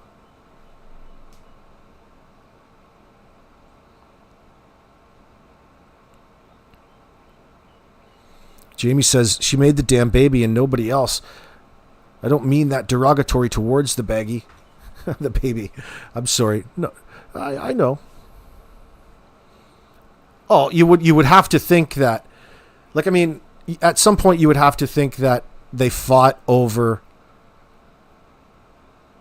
something. What are those somethings, do you think? Shitty house? Shitty house that she doesn't want to be in? She's not going to be in the best of moods at any point in time. Daniel probably doesn't wait on her hand and foot like she's expecting. Doesn't have any money. He's always nagging on her. He's not as romantic as he was making it out to be in the beginning. Who's very judgmental? Me? Pre-primary, yeah, junior kindergarten. There were many pics of the kids. Yeah, you saw pics too? I didn't see any. I'm not saying they don't exist. I didn't see any. Maybe I'll be looking at them a little closely.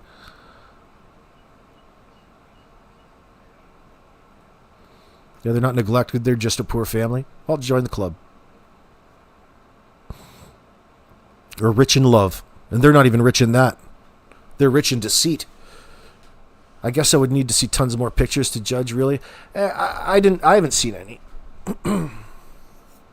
Discipline of the children? I don't know that they needed any discipline. Maybe...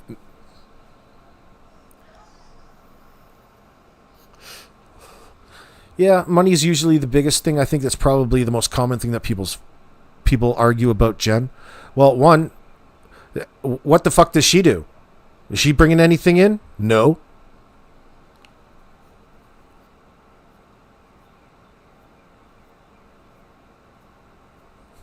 Terry Ruger's calling you all out. All of these perfect fake ass people. Nails. All the kids in my property get filthy every damn day. They are loved, fed, and cared for. Absolutely. I grew up in the country. I know what it's like, but I mean, I generally would have cleaned myself up, maybe, but dirty fingernails aren't the end of the world.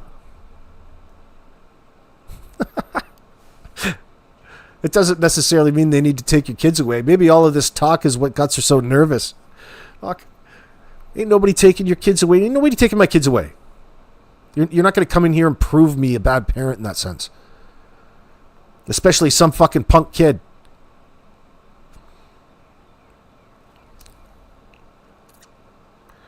They fought over money. What else? When money goes out the window, love goes out the door.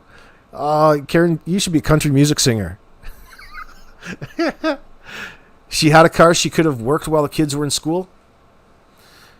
Yeah, there's plenty of rust buckets hanging around there. Sure, you could have got a lift to do something. She could have hauled off those big logs out of the bush for the sawmill down the road. You can understand one child getting hurt during like a DV episode, but both children, Kelly? I don't know if there was ever a DV episode, Kelly, so don't start on that. Has anybody talked about DV in this situation? Everybody's talking about it because they want to shit talk, but I don't actually see any evidence of it. I don't see it. I think from what it looks like Daniel's lost in love with this girl and she doesn't have any use for him, and she's being really creative in the way that she ditches him. In fact, she's going extra far to make it look like he is a piece of shit and probably responsible for whatever happened to the kids that she's getting everybody else to think are missing. Meanwhile, she's already preemptively shipped them off, protected them, and it's a different ballgame. That's what's, in my mind, is happening.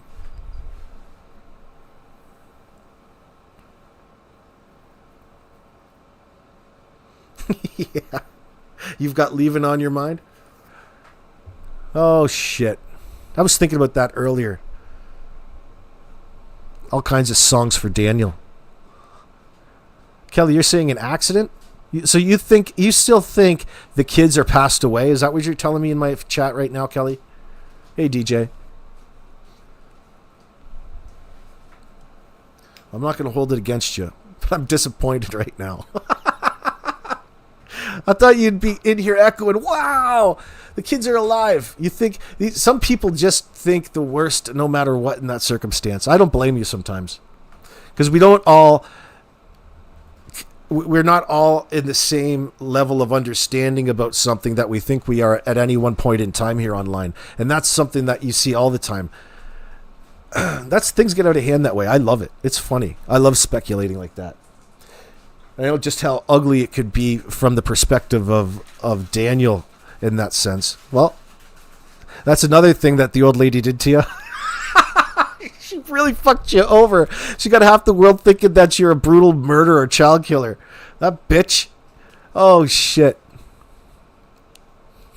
Sayonara. I wonder what that letter says. I want to know so bad what that letter says. Any guesses, guys?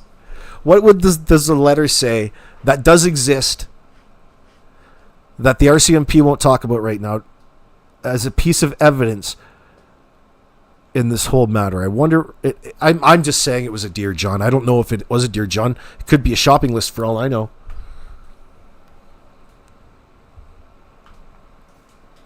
You think it's 50-50 if the kids are alive or not, Jamie?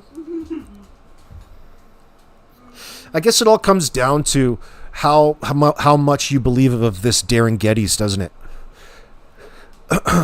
So even if you give a little bit of credence to the story, and it's not incredible, like, I mean, so far it checks out. Like, I mean, what do you really solidly need, or are you saying until the RCMP or law enforcement come out and give you an actual, addendum to the scenario? I get it. I just don't see any evidence for any nasty foul play in that sense, because the stranger abduction theory is just so low of a percentage in my mind. Get out of my cupboard, please. Chair Barrett, that's enough.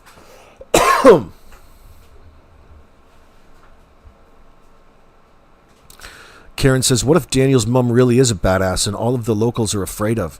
What if she's a serial killer? I don't know.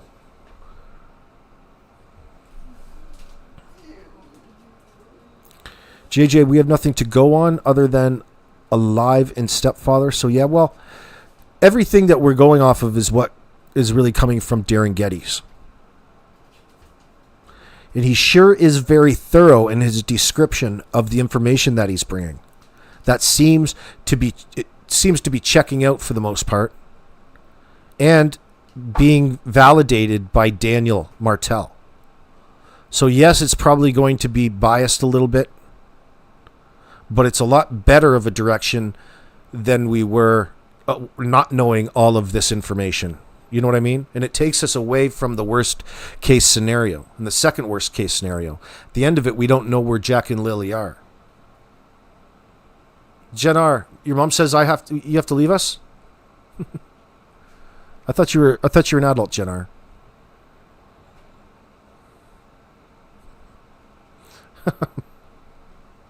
Hey, Paula Hour. The Paula Hour, welcome in.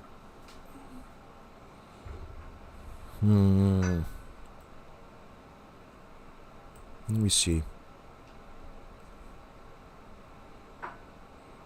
All right, friends, I'm going to cut it off. That's 2.5 hours. We'll be back.